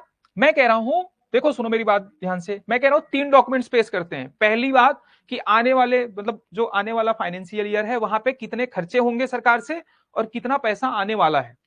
समझ में आया? ये पॉइंट समझ में आया होगा, एकदम सिंपल है। ये भी एस्टिमेटेड है, क्यों? क्योंकि ये फाइनेंशियल ईयर जब ये पेश कर रहे हैं, ये कब पेश कर रहे हैं बताओ? ये जो बजट पेश कर रहे हैं 2024-25 के लिए, ठीक है, सुनो, अब ये फाइनेंशियल ईयर कब पूरा होता है? ये फाइनेंशियल ईयर पूरा होता मार्च को, देखो, मार्च 31 को, ठीक है, मतलब 31 मार्च 2024 को पूरा होता है। लेकिन ये बजट जो पेश कर रहे हैं 1 अप्रैल से 31 मार्च 2024 तक का, ये कब पेश कर रहे हैं? ये फरवरी में कर रहे हैं। कब कर रहे हैं बात बताओ, ध्यान से देखो। ये फेब में कर रहे हैं। फेब क्या? फेब 2024 में कर रहे हैं ना, 2024 में तो 24-25 का करेंगे। अब आप मेरी बात बताओ, जब ये फरवरी में ही कर रहे हैं तो ये मार्च तक का एक्चुअल हिसाब कैसे दे देंगे? मतलब अभी तो खर्च है ना, अभी तो 1 महीने ये और चलाएंगे, तो एक्चुअल हिसाब कैसे देंगे? तो एक्चुअल आया नहीं, ये एस्टिमेटेड है, ये भी अनुमानित है, ये सिर्फ अनुमानित है, एस्टिमेटेड है। समझ में आया? बीच वाला अभी समझ में आया? कुछ नहीं होता, होता है रिसीट और एक्सपेंडिचर ही है, बट ये अनुमानित है। ठीक है, और जब ये इन्होंने पेश किया होगा पिछली बार तो भी अनुमानित ही किया होगा। तो समझ में आया? तो एक्चुअल करेंगे इससे पिछले वाले फाइनेंशियल ईयर का, बस इतनी सी बात है और कुछ नहीं है। ठीक है, ये समझ में आया होगा? ठीक है, बस करें, क्लियर हो गया? ठीक है, वैसे भी नहीं समझ में आया है तो एक बार पूछ लेना वापस से, कोई दिक्कत नहीं। पास्ट है फाइनेंशियल ईयर 22-23 जिसका एक्चुअल प्रपोज किया गया है प्रेजेंट है फाइनेंशियल ईयर 2023-24 और फ्यूचर है फाइनेंशियल। बिल्कुल, एक मेरा बच्चा कह रहा है ये पास्ट है, ये प्रेजेंट चल रहा है, मतलब प्रेजेंट का है, और ये फ्यूचर का है। एकदम ग्रेट। मतलब इस तरीके से राज पांडे, हाँ ठीक है, इस तरीके से बहुत अच्छा। मतलब आप चीजें जब समझ में आती है ना तो वो कमेंट में लिखो बस। ठीक, हाँ बेटे बस बस, ठीक है, किसी का कोई डाउट नहीं है ना? ठीक है, डाउट होगा भी तो कर लेते हैं आज, मतलब थोड़ा ज्यादा ही हो गया।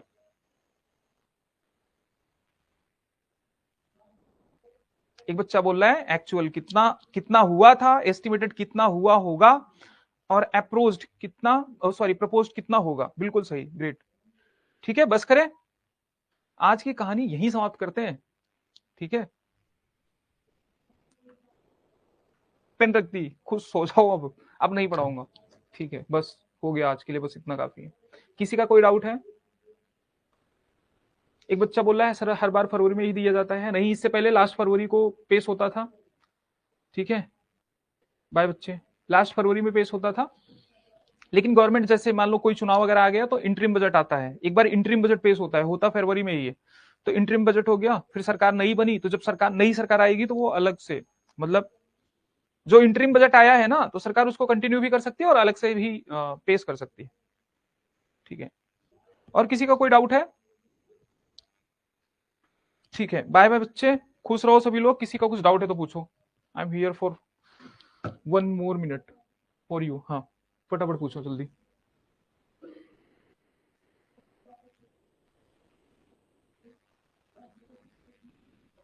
अच्छा, राहुल बोल रहे हैं पढ़ाई हो तो ऐसी कि टाइम का पता ही ना लगे। नहीं, मुझे फील होने लगता है क्योंकि बच्चे ना, कुछ बच्चे का दिमाग घड़ी पे भी जाता रहता है, बहुत बहुत सारे बच्चों का मतलब कुछ और भी वर्क होता है, कॉलेज जाना होता है, बहुत सारी चीजें होती है, तो नो डाउट। ठीक है, आज के लिए बस इतना ही। Thank you so much. पढ़ो और थोड़ा सा रिवाइज करो, ये पॉइंट एक बार जाके रिवाइज कर लेना। ठीक है, मेरा एक बच्चा बोल रहा है ये तीनों समझ में नहीं आया, कोई बात नहीं, कल समझा देंगे वापस से। ठीक है, कोई दिक्कत नहीं, लेकिन कल क्लास में आ जाना, नहीं तो समझ में नहीं आया और फिर उसके बाद फिर से गायब। सर ये पूरा प्रोसेस संविधान में मेंशन है। प्रोसेस नहीं मेंशन है मेरे बच्चे, प्रोसेस मेंशन करने लगेंगे ना तो संविधान को फिर ट्रक से लाना पड़ेगा, वो क्रेन से उठवाना पड़ेगा। ठीक है, प्रोसेस नहीं मेंशन है। ठीक है, आज के लिए बस इतना ही। ठीक है, ठीक है बेटा, चलो बाय बाय, टेक केयर, सभी अच्छे से पढ़ो।